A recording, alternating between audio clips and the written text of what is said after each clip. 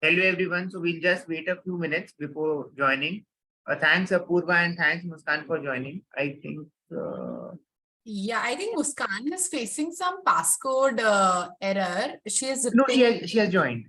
अच्छा ठीक है perfect. Hi everyone. Hi Yugandhar. Hi Muskan. Hi.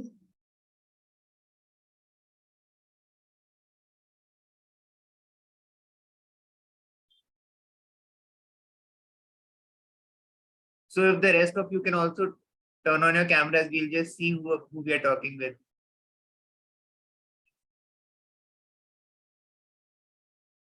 बाद में off कर देना just for you. So however you feel like. Right? Hi Manan.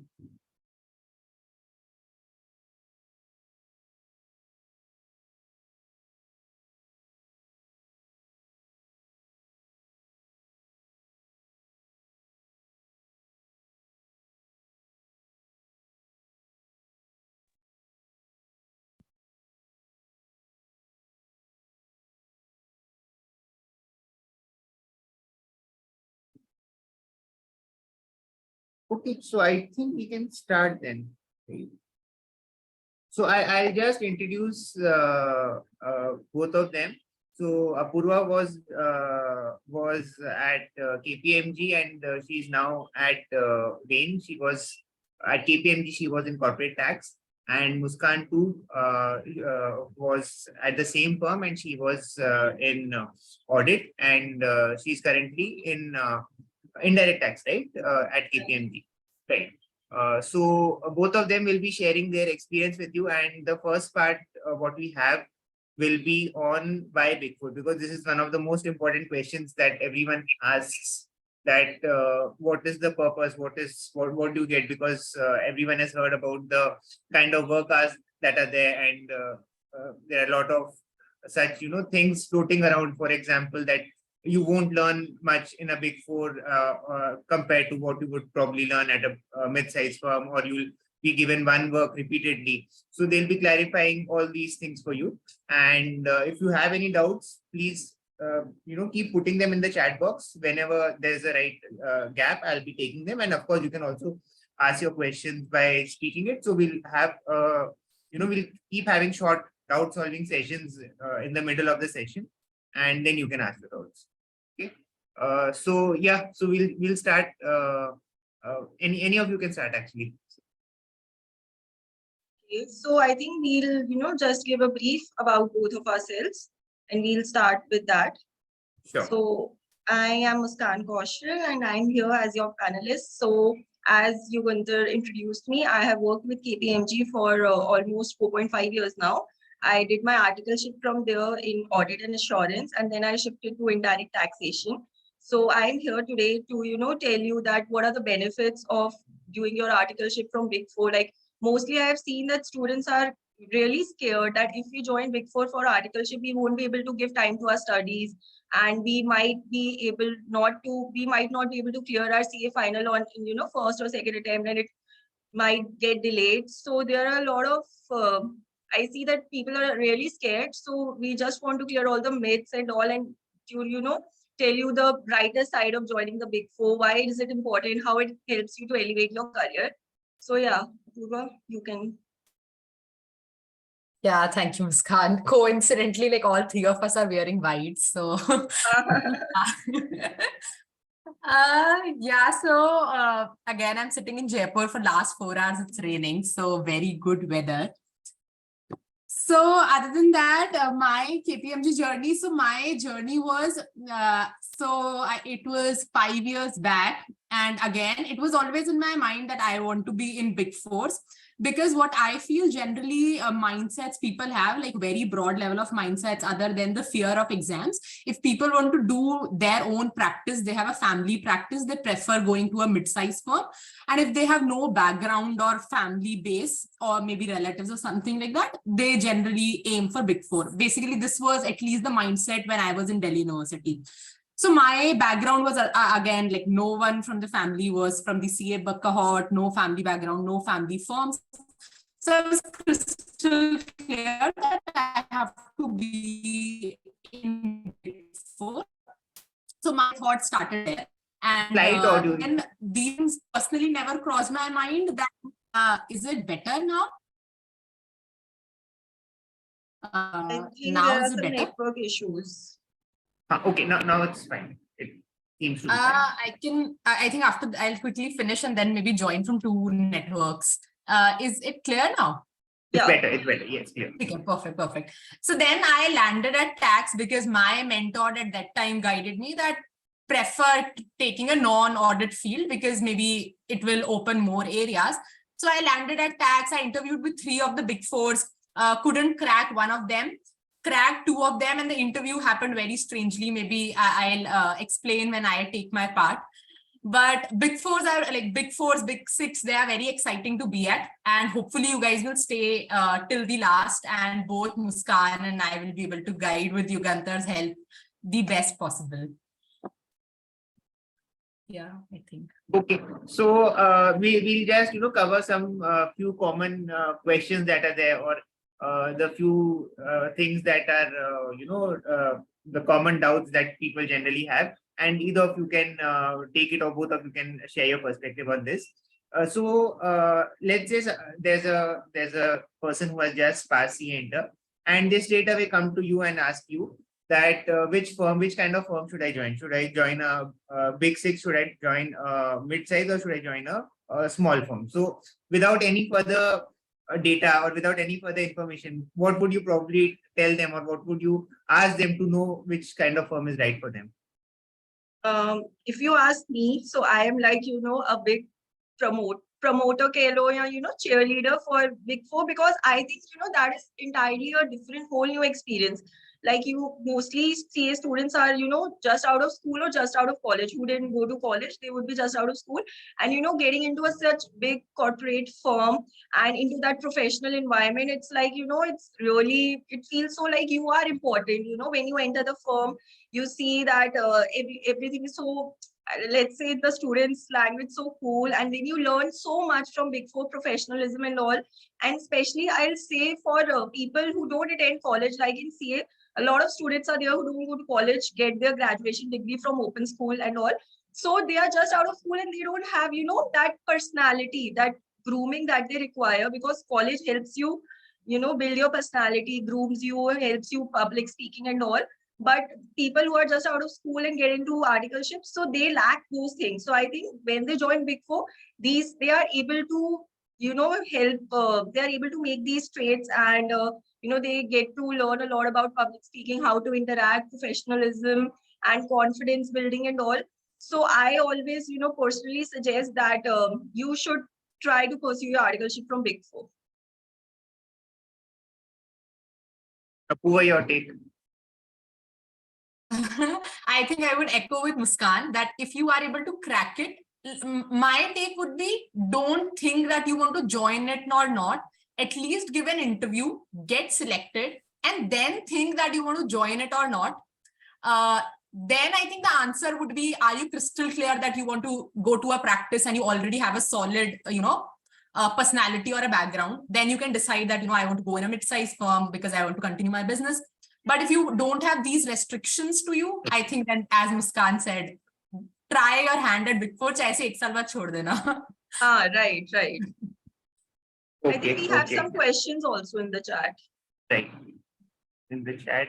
So there's a question which we'll definitely cover in a lot of detail, that why are there so few vacancies. So this is a question that many people have, that that mera to Big Four mein nahi hoega, should I even try? That it could be reasons like my communication skills are not good. I am from a smaller city. I have not studied at, let's say, a convent school. I can't speak English fluently. So that is why I should not be going for Big Four. That is one doubt people have. Then they have this one, that I have multiple attempts in CA Inter. So we'll cover each of them one by one on these kinds of doubts. So I think we'll take this one, right, on the communication skills part, that supposing the communication skills are not good, and whenever I try to speak English, I end up mixing Hindi words. So such kind of situations, what should be done? Should I take first? Yeah. Sure. Yeah, so yeah, I would suggest that these are the traits. मतलब ये ऐसी चीजें नहीं है on which you cannot work upon. मतलब if someone tells me ना that I'm not from a convent school or I did not clear my ITCC in 2, 3, 4 attempts or something. I took more than 3, 4 attempts. So then I would say कि ठीक है, this is something cannot change. But your personality and all, I think you should try to work upon. English, I don't think is a very big issue. मतलब so it's not like it. So when you go for an interview, na, what they look is that how confident you are, how you present yourself. Even if you don't know answer to any of the interview's question, you should just be confident. Politely say that I'm really sorry, I don't know about this question, I haven't read about it. And so they judge you upon your confidence, your personality, and of course how knowledgeable you are, how well you are aware of the things that are going in the world, your general knowledge, and your knowledge about the audit or tax in whichever domain you're going. So I think confidence in personality is something that you can work upon, and it's not something fixable, I would say. Okay, sure. Apurva, to you here. Anything to add? Anything to? Yeah. Specifically, if I talk about communication, like my one incident to all of them, like one of my lessons in communication would be, even till when I was in class 11, many times I used to do mistakes in कि did के साथ present form आएगा या past form आएगा. Even till class 11th, I wasn't that well versed because it's not our mother tongue. Okay? And more than a half of us don't know it well. That's absolutely fine. The catch is that before the interview, you at least have 15 days. And in interviews, there are always, 15, 16 set of questions, which are always repeatedly asked. Try that you prepare those questions and those words so that and in those 15 days, if you're not very good at communication, try talking to your friends in English so that in interviews you don't flutter.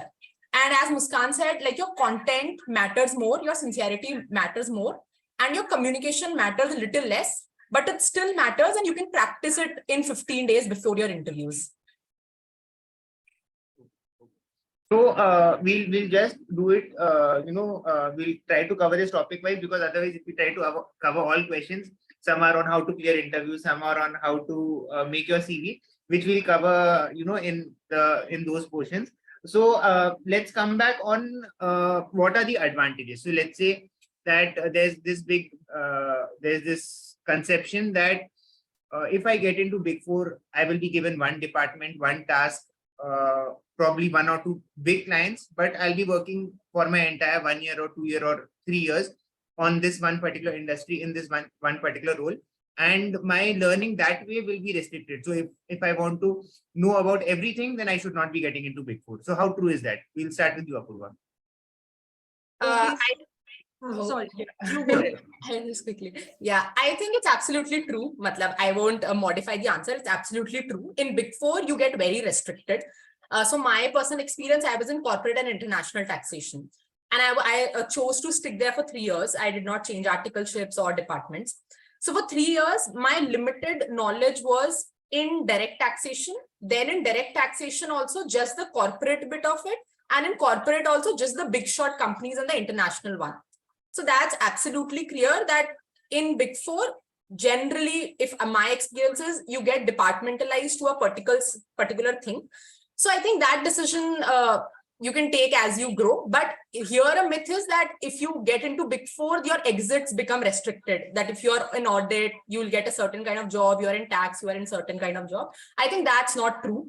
Nothing gets restricted. So yeah, I think that would be my answer. Okay, So Muskan, go ahead. I think, yeah, I totally agree with Apurva. So this is something even I was told when I decided to, go for Big Four, that you get restricted. And if you, in future, if you want to go for a practice, you won't be able to get knowledge in all the areas. Like, when you join a Big Four, you are working either in audit or taxation, and taxation also, like, not the entire, but either indirect tax like GST and customs, or like corporate tax, Apurva did. So I think that is true. When you do your articleship from a mediocre or comparatively smaller firm, so then you get to work on a lot of areas. Like you're also doing income tax work, GST work, audit, and all. You're also going for audits. So that I agree. But so when I was in audit, like I won't say that I was restricted in one particular area, because in audit also, audit is like a very huge domain, very huge area of work. So there I was able to do a lot of clients from different industries. Like I worked in manufacturing, healthcare, pharma, startups, consumer goods, and all. Then from various level turnover, like I also did some listed clients, I also did some unlisted, then I also did startup companies, like very small startup companies and all. So my area of knowledge was like not restricted, but yeah, I would say that it was restricted just to audit. I had zero idea of what is going on in taxation, indirect, direct, and all. So that I would agree. Okay, and in fact, I've heard of, people who generally partners of mid-sized firms who want to discourage people from going into Big Four. They say that people who have, done their articleship in audit at a Big Four, they don't even know how to file an ITR and all that. So, I mean, that might be true at a level, but the knowledge and the of audit that you'll have at a Big Four, that will be far better than what you could probably get at a. I would just add that here, Yugantar, that whatever you do in Big Four now, whatever limited you do, it's so intense meaning it's so intense and so deep that whatever you do in 3 years, if you do it like with your heart, you like become expert and better than a lot of people. So that's true. The intensity is very like huge. And in fact, on the specialization part, so you always have to, if you specialize in one thing, that's probably much more useful. So on the personality part, so let's say that it was covered in some bit of detail, but two questions here. So one is that, let's say I am already going to a regular college, which has its, it has certain demands of a regular college from DU or from some other, college. So will I be able to manage this Big Four along with that? That's part one. And second is, let's say I'm not going to college. So does that make this even more important for me to get into Big Four or Big Six? Apurva, I think you did attend in college, right? Yeah, right. So let's just bifurcate the question. You can answer the college one. I'll answer the. So I'll tell my experience. I didn't go to college. I did my graduation from DU Open School of Learning, and for me, that is what I said in the beginning also, that getting into a Big Four was like really important. And I initially thought that how will I get into Big Four, because I don't have a very good college degree like open schooling, and honestly my percentage marks in graduation in the first year was also not really good. But so yeah, I thought that how will I get into there, but I was able to clear my interview, and I think it helped me a lot. Since I didn't go to college, I didn't have any experience of the world. When you get out of school, in school you're restricted to those your batchmates, and all your world is really restricted, and you're not open to the outside world much. And college by some way helps you to get open up to interact with people, do networking, and gain that confidence to go and say something on the stage and go and talk to people you want to. And so just out of school, I didn't have all these traits, like I was not really confident and all. So for me, that was one of the reasons to get into Big Four, so that I can gain that personality when that my other friends had who went to college, and to also gain that worldly knowledge. Because when you're working in such a big firm, you have to be updated with what all is going on, because otherwise you will feel kind of that you are lacking. You see that your competitors, all the other articles in Big Four, they are so bright, they know what is going on, and they are so confident. So you don't want to be you don't want to lag behind. So for that, I thought for me, since I didn't go to college, Big Four is important. And in future also, when I cleared my CA, I didn't have a college degree, but I had that Big Four articleship name in my CV. So again, that helped me a lot, which I think this about further also. So if you are not the crux, if you're not going to college, then you should definitely try for Big Four. Got it. Yugantar, if you can just repeat the question on college. Right, sure. So supposing if someone is attending regular college, will it become a struggle if you join Big Four? And sometimes it is actually impossible to join a Big Four because the college timing clash with the Big Four timing. So first, is it possible to join it? You have done it, so obviously it is possible, which you'll be clarifying how you did it. And second, even if it's possible, would it be too stressful if I have to manage college along with the Big Four articleship along with my studies? Got it. So just a clarification here. So how Delhi University works is I'm not sure about the Kolkata because I think there thoda different setup hai. But the point about DU is ki until you finish your college, like 3 years, you cannot join articleship. It just maybe just 1 month before your college ends, you will be able to join it. And someone rightly wrote in the chat that you get an NOC, I think, for 1 month. And that is sorted. But with college in Delhi University, you cannot do an articleship. So at least a Big Four articleship, like dummy articleship and articleship with like parental firms that people do. But with Big Four, it's not possible. Okay. So maybe you can guide like how in Kolkata people do it, like with morning college, they do articleship, like how do they manage it? Right. So here with morning, it is a struggle actually. The people who, I'll tell you how it happens here. Generally, whoever is in Xavier's and they opt for a Big Four articleship, they come to college. Our college starts at 6 a.m. in the morning and it gets over at 9:50 a.m. So there's no clash in the timings as such, and they give the NOC or the form 112 also. And then so this is just for boys, and for girls it's the evening batch, which is from 3:30 to somewhere around 8. So in both cases, generally you are able to get a Big Four articleship, and so people end up sleeping in the college, and then they go to the Big Four articleship also, but ultimately they are able to manage it. So I have seen people who are you'll have to compromise somewhere. So the studies part, there'll be a slight compromise, but even on this part, because now there's a huge study leave being given, at least for those who are part of the new scheme, you'll have 8 to 10 months of pure study leave where your articleship will be over after 2 years. So there's no that issue will not be there. But as you rightly pointed out, so with DU it is like you first have to do the college and then you have to do the articleship. So in such cases, a follow-up doubt on that, in such cases, generally your CA final attempt is delayed. So if I have to make a choice on completing my CA faster versus, whether I want to, let's say I have two options now.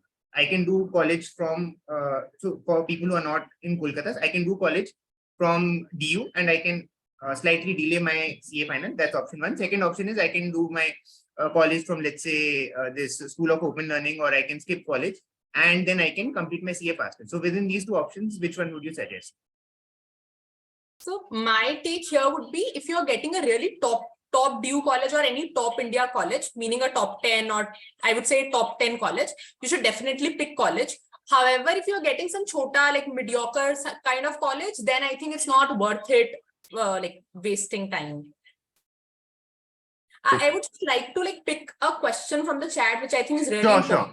A lot of people are asking it. That is like things like they have received some mail from right. And koi answer nahi aaya. So the thing is, the true picture is Big Fours, they get like thousands, I would say 2,000, 3,000 CVs every attempt, right? And I'll just share a real incident. What happens? So again, if you see at the human psychology of it, at the side of the Big Four, let's suppose we take the example of just say, let's suppose hypothetically EY. There is an HR team which has to look the recruitment of a firm which has a 20,000 capacity. So what happens when they have so many tons of CVs and also references from partners and things like that? So the process goes for a toss. That's why it happens that you get a call and then after 15 days, you are being told that there's no position or the interview's being cancelled, or then you get being interviewed, but again for next 15 days, there is no answer from them. That is very likely and that will happen because of the quantum of the quantum they have to handle. Now the question is how to deal with it. How to deal with it is, let's suppose you get a recruitment call from KPMG. Still don't stop applying to KPMG. Meaning, even if you have better references, let's suppose partner references or director references as KPMG, don't stop there. That, KPMG, my name is already there. I should not pressure test it more. If there are 4 places in KPMG where you can enter through, enter at all 4 places and try the maximum interviews you can get through. Because there are tens of teams who run parallelly, who takes interview parallelly, and things are not streamlined. And don't think that if I got an interview call from KPMG, I should be relaxed and should not target Deloitte, because it might happen you get an interview call and the interview never gets scheduled. So try your hand at every place and n number of times, because the processes are not clear and there is a lot of gray lining inside the processes and mistakes happen and you won't receive replies. So, yeah. Even I would say that you should give interview in all the forms, like, small, mediocre, big four, like you should try to give interview everywhere. So that what I did personally was I applied everywhere. I gave interviews to the smaller firms since I received call from there first. I went for the interview just to, do a practice interview. Like I was like, okay, if I am not even able to clear, I don't give a good interview, it would be fine. It's just like a practice for when I'll appear for my big four interview. So I would suggest that you should try to give as many interviews and try everywhere so that you get, confident enough and you are well practiced when you actually appear for a big four interview. And actually, this is a very important question, because I have also referred a few CVs, including through partner references and all that. But what happened was that the CV was referred, let's say 1 week back, and I assumed that that person would probably be getting a call immediately, but she didn't receive a call for, let's say, another 1 week. So now, let's say you have a strong reference, right? We'll come to if you don't have a reference, but the first part is, let's say you have a strong reference, or let's say not even a partner level reference. Let's say you have a manager level reference, and you know that your CV has gone to that person, but still it's been 1 week and you haven't received any kind of call back. So what should be the next step? Should I keep following up with that one person who I sent my reference through? Should I apply to other people within that same firm? Should I apply to other people within different big fours? What should be my strategy now? So in KPMG, the process is a little different. I would say that the first step is the assessment test that you have to give. And if you are able to clear that assessment test, means that you have, cleared the first round, and then you'll receive a call from the HR for the further rounds, like for the real rounds, interviews and all. So, if you have first step is you receive a link, and when your partner or any of your reference, a partner refers you there. So when he'll refer you, he'll side by side give you a link of that assessment test, and that you have to appear for the test. Post, giving that test, like I think you should wait for 10-15 days. If you still don't get a reward, then you should, follow up with that person through whom you referred, and maybe he can follow with the HR that if that person is cleared the interview or not. So at least you will also get an answer. But yeah, like in other big fours, you just send your CV and you get a call for the, interview rounds and all. But here in KPMG, you have to clear that test first. So in other big fours, I think you can try to follow up, and you can try other, other people through whom you can send your CV and follow up again and again with the HR. But in KPMG, I think first you have to give your test, and post that you have to wait. And if you don't clear the test, then I am not sure. I don't think that there is any other way to, enter for articleship. I'm not sure if Apurva knows any other way, like if you don't clear the test, that first basic round. No, I think that's correct. Wo basic filter is there. That's right. So supposing that, and these are the questions that I've been asked, so that's why I'm asking you. Let's say that I have a strong reference and I flunked the test. Will I still be, moving ahead to the next round? I don't think so. I don't really think so. Yeah, but here my answer would be like, how intense is the reference? And second, Agreed. How much can that person bet on you that this person, if enters the firm, won't spoil my name? So like it's a two-way thing, that even if you fail the test, will the person say on his behalf that, even if we fail, I can bet that he will help us out in the next 3 years. So if you believe that you are that kind of person, I think politicians bhi aise bante and har jagah reference. Right. Agreed. It's like how strong partner, maybe there are so many senior partners, like top level partners in the firm, and maybe through that if you enter, then again it's like a bet. Okay. And so many of these people, they don't have references, but they somehow have the link of that assessment from their friends, and I also have that link. So if I don't have a reference, can I still enter my name and CV through that link and participate in this assessment test? Yeah, you can. Well, I entered through a friend of mine. I didn't have any reference in KPMG. I had references in other big fours, but I didn't have any reference there. I just had a friend who was doing his articleship there. He referred me. He shared the link with me, and I was, able to enter through that. No, so you had a reference from an article. Let's say I don't have a reference even from an article. I just have a reference from another applicant. So that other applicant has received the link from someone who has referred it to him. So basically, the question is, does someone need to enter my email or CV into the system for me to be eligible to apply on that link? No, I don't think so. Because again, I'm not sure that since it was just an article, they're like, as on today, I say I'm receiving a lot of mails from the HR for articleship. So there's no option to send a CV or to refer anyone. There's just a small link that if you can vouch for anyone, just share this link with that person. And what we do, if I'm referring a good friend or my someone close in the family, so I give my employee ID to that person, that when you open the link, you enter all your details. So there's an option that if there's any employee referral, so you can add my employee ID there and it will pick up my details. But even if you don't have any employee ID and you just have the accessment link, then also you can, apply and you can also get selected. It depends on how good you are. So at least for KPMG, for the first step of the process, you are able to get in without a referral. So that is a big relief for a lot of people who don't have a referral, that we can still get the link and we can apply through that link. Okay, so we will just take a few more questions on this part because we are getting so many questions, right? So now let's say I think this has been answered at some level, but let's say I have already applied to PwC, for example, and I'm midway in the process. Now, should I also try for let's say I've applied at PwC corporate tax, should I also try parallelly at PwC audit? Because in like for CS, how it happens is that if you apply once, then your CV is blocked for all the other vacancies. So will my CV be blocked if I apply once? And second, supposing I'm midway and I'm waiting for the results, should I parallelly apply to other firms also?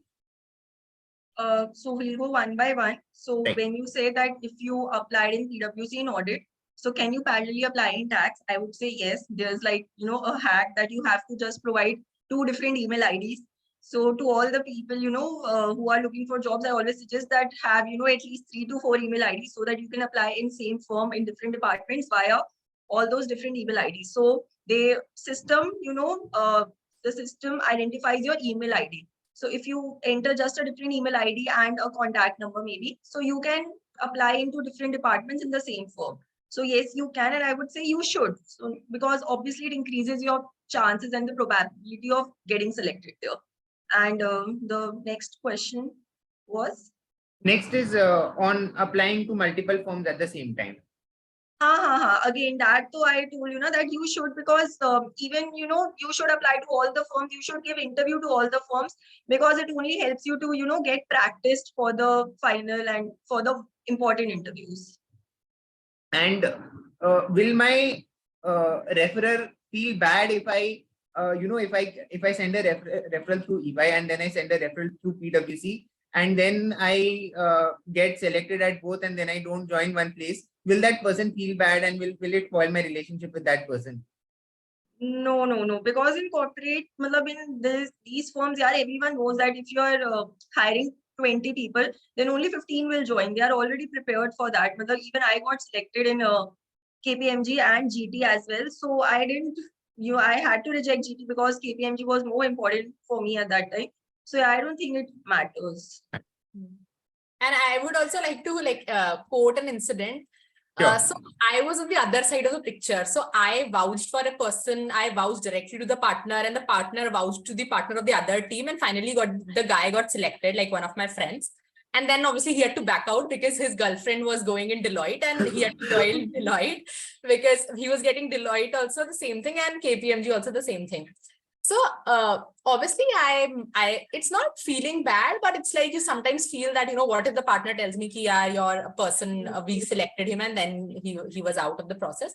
But how the thing help is that the other person made sure that even though his decision was solid, like he wanted to join Deloitte, he made sure that I was informed on time and I was being apologized correctly. So he was like, yeah, he explained me situation that, yeah, so sorry, you helped me and SS. So that times communication helps a lot. And a sincerity towards the person who did so much for you, like a thanking note and apologize note always helps to mild the situation and say, ki, okay, I understand, thank you so much, but please understand my situation also that I want to go to the other firm. That was so helpful, and especially, so generally people are very logical about this and they understand it, and if you communicate it correctly, they won't, it won't spoil your long-term relationship with that person. So I'll just check out what the other questions are.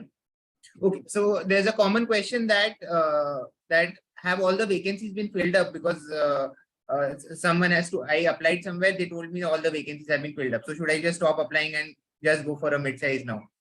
And it's just July right now, so based on that. Look, I want to know from where are these vacancies coming, because they're like not, they don't publicize on LinkedIn or on websites or on their career portal that there is a vacancy for articleship.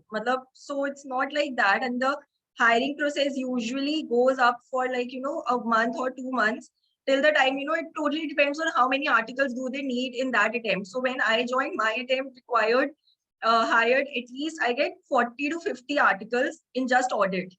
So, and whereas there were only 5 to 10 articles in tax. So it depends on how much do they require in that attempt, how much manpower do they need. So I'm not sure about like where are they publicizing these vacancies, because it's only the internal thing that gets circulated. So this person probably got it from someone internally. So see, sometimes when someone doesn't want to refer you or doesn't believe in your ability, they'll probably tell you that vacancy abhi hai nahi. So that is why you're getting this message ki vacancy abhi hai nahi, and you have to ask someone else. That's the thing. Okay. Okay. So now, when they have so many vacancies, why do they not put it on their career portal? Why do they not allow everyone to apply? Why is it that I always need to get in through some internal process? Why are they making this process so complicated? I think my thought, no one knows the correct answer, but I think my thought here would be, see, Big Fours or Big Cs, these are the top-notch firms. As I was telling, every attempt, unke paas 3,000 applications aa jati hain. Let's suppose they put it publicly, wo 3,000 applications, 10,000 applications ban jayengi. Then how to evaluate it? The systems are not strong enough to evaluate things, right? So then how to put that filter is, people who are more active, who really want to do it, only apply it. So then who are the people who really want to do it? Jo 10 log se puchenge ki aa gaya kya, who will be having references into the system, who will make an effort. So already wo 10,000 log ye sab secrecy kar 3,000 se cut, matlab 3,000 par aa jate hain. So I think maybe this would be the reason, not sure. Even I would agree with Apurva. I don't think anyone knows the answer to this question except, of course, the HRs of these firms. So yeah, I think what she's saying is right. And it is, I think, that to maintain that level of exclusivity, because I've seen this with a lot of other companies also, that if we are putting out a vacancy publicly, that shows that we need the people and not the other way around. So that is probably one of the reasons why they want to do it. Okay, why they're not. Okay, so I think we'll go on to a very, very important question on how do I get references. I don't know anyone. There's no one in my family who's from a CA background, and I actually know no one. So what do I do now? Yeah, connect with people on LinkedIn. I think today we have got such a good platform for to increase our professional network. So use it as much as you can. When I was applying for Articleship, there was no LinkedIn. Or people are not that active on LinkedIn at that time. So I had to find people, try to find friends and friends of friends, friends of friends of friends, like that. So now today you have LinkedIn and it's like really easy. Just you just have to search on that search bar that you can write KPMG, partner KPM, audit KPMG and all. And you can just find people and, send hi, send messages to everyone, a way to connect, and just a, polite message that pleasure to connect with you. Hope you're doing fine and all these, if you could refer me and all. So I think do that. But yeah, one thing I would specifically say, because that is something that I've been receiving a lot on LinkedIn, is like, so you are applying for a articleship in like such a reputed firm, Big Four, which is like, Big Four of India. So you cannot just say, hi, वहाँ कोई vacancies है क्या? Or please मेरे को refer कर दो, refer me, or मतलब like, there should be some professionalism. You are going for a Big Four and interview, and you are approaching the people who are working Big Four. So you should learn, you should be just a bit more professional, make a proper message and, polite message or note that whatever, introducing yourself in good, and, it would be really helpful if you could refer my CV, and something like that, make a good message, not like some people are like, refer kar do, please refer kar do. So there should be, I think, you should know how to use your LinkedIn also well, because otherwise it does not create a good impact on the other person. Like, why should I refer this person? Anything from your side, Apurva, on this? Nahin. So I have something to add on this side. So to make the process easier for you, we have actually a list of referrers at all Big Six firms, which I'll be sharing with all of you on email.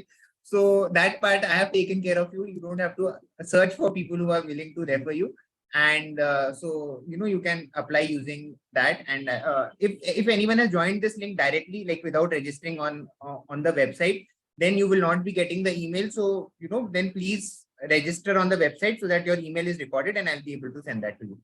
Okay, so which is the link for KPMG? I will share that link also. Okay, I've applied, not received anything. And I would just add that if any of the participants want to, interact with us, like not through the chat, but have some question and they want Right. yeah, unmute their mic or, just switch on their camera. So it would be more helpful, since, we'll be interacting, and also again, it would help you for, how to deal with public speaking and all. So yeah, it would be more appreciated. So you can just raise your hand and then I'll ask you to unmute.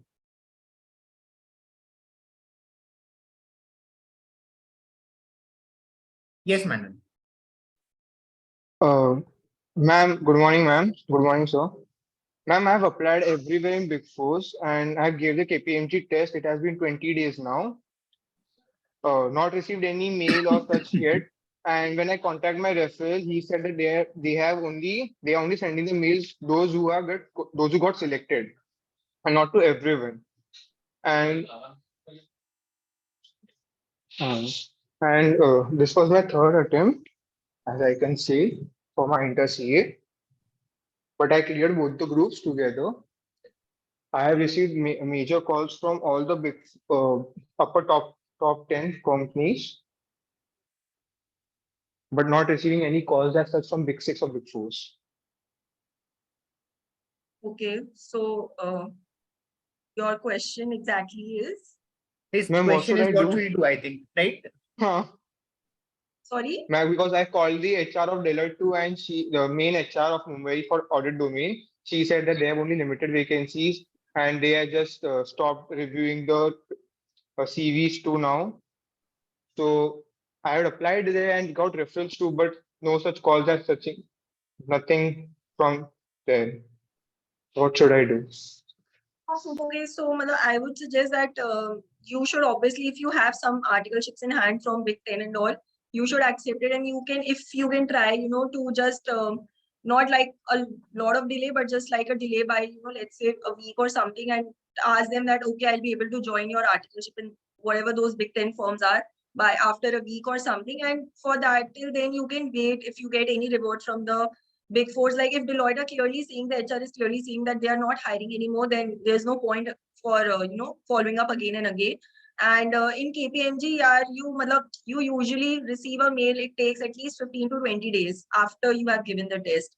It depends on, they pick up slots. Like if 100 people have cleared the test, they will first mail 20 people for interview next week. Then they'll take up next 20 people for interview after 10 days. So they have slots, and you might, there's like 50-50 chance that you would still get an email from them. But I would say that just don't reject the other firms that you have already cleared the interview in. And also, even if you have joined the other firm, then you can see that if you get a call from Big Four and you think that that is more important, then you can try to, switch and convince that the smaller firm that I've got a big four, so now I want to switch, take transfer, something like that. Yeah, hi, How you well- can say. Currently, I'm sorry, ma'am. Sorry to interrupt. Currently, I've been waiting for BDO. BDO has a walk-in interview for Mumbai, but I couldn't join that. So I'm currently having a manager referral, and they told to wait till Monday, and they said they will surely revert back to me. So yeah, for BDO, I'm waiting for, and I have been cleared and Chaturvedi and Shah, Bhuta Shah, then CLK, GMJ, these big five firms for audit. Oh. So I mean, waiting for and keeping them to hold, but Big Fours don't reply till up to 45 days. So yeah, they are also saying that if you want to join, you should join it immediately, because I got the offer letters from them some 15 days back, and they are today also they are eagerly waiting for me for the approval. So yeah. Okay. Okay. So yeah, I think for video you should wait till Monday if that referral of yours is saying so confidently that you will get a call. So I think you should wait for till Monday, and side by side I'm seeing now that you should not reject any of the other opportunities that you have already gotten, and if like wait for a few more days, and then if you are still not getting any call, you should join the other firm, and you can always try again in the next attempt when the next IPCC people get clear. You can again try in the big four and take a transfer afterwards. Like a lot of people do that also, that initially they start their articleship from a mid-level firm, and within 1 year you can take a transfer. So after 6 months or something, they take a transfer to the big four. Okay, sure, ma'am. Thank you. Any more doubts who want to speak out their doubts and mention it? Okay. We cover just two quick points. Yeah, hi, you can say. This is the Pansha Singla.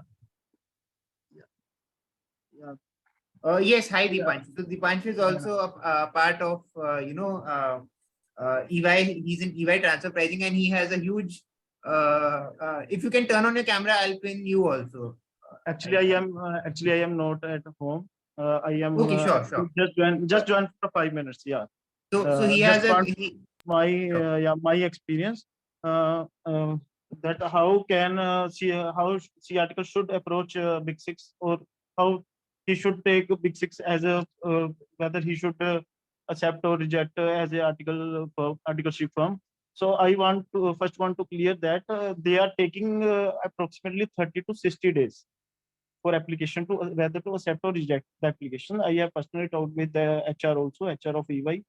I also want to mention that those articles of students, you can say those I have referred almost 300 students, out of which 5 got selected, and 300 students I have referred in pre-result track, and that got their C-enter cleared.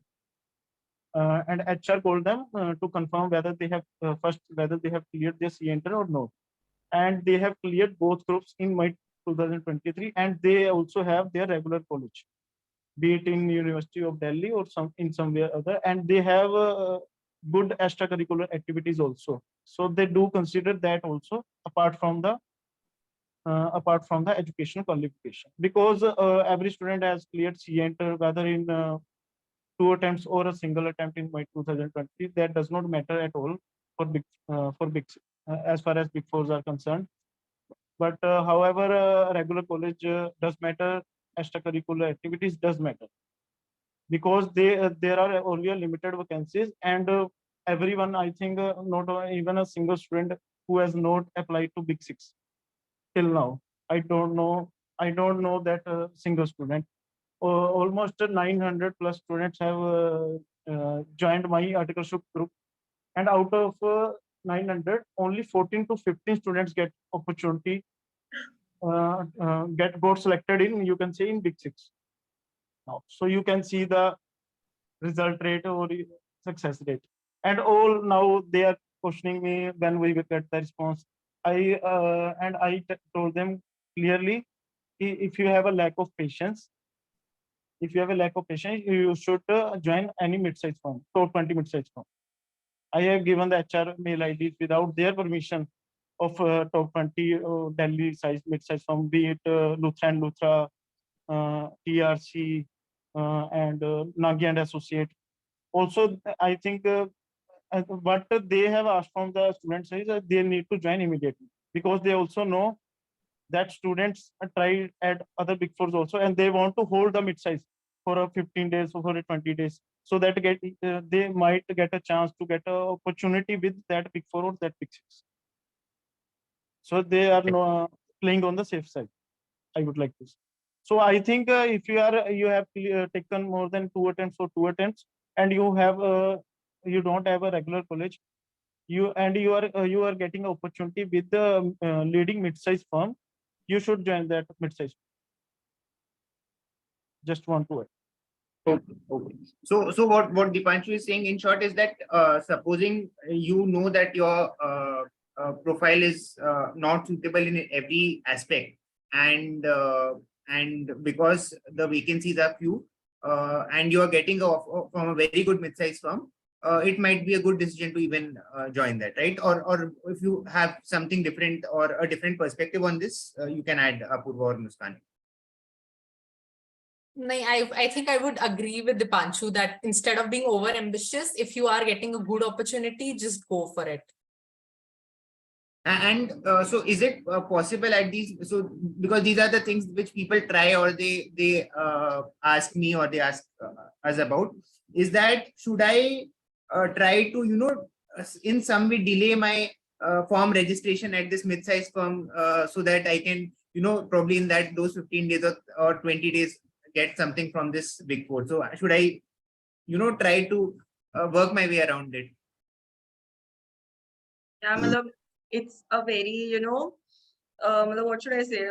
Matlab, yeah, people can try. Matlab, it depends upon your boss, I would say, in that articleship form. Matlab, if you think that he's really strict enough and he wants a registration now, he's not understanding, you don't have any other way. Matlab, you are trying to get delayed it, but he's not, getting your point, and you might lose this also what you have in hand. Then so obviously you should go and get yourself registered. But if you think that you can get it delayed by some days and all, then yeah, why not give it a try?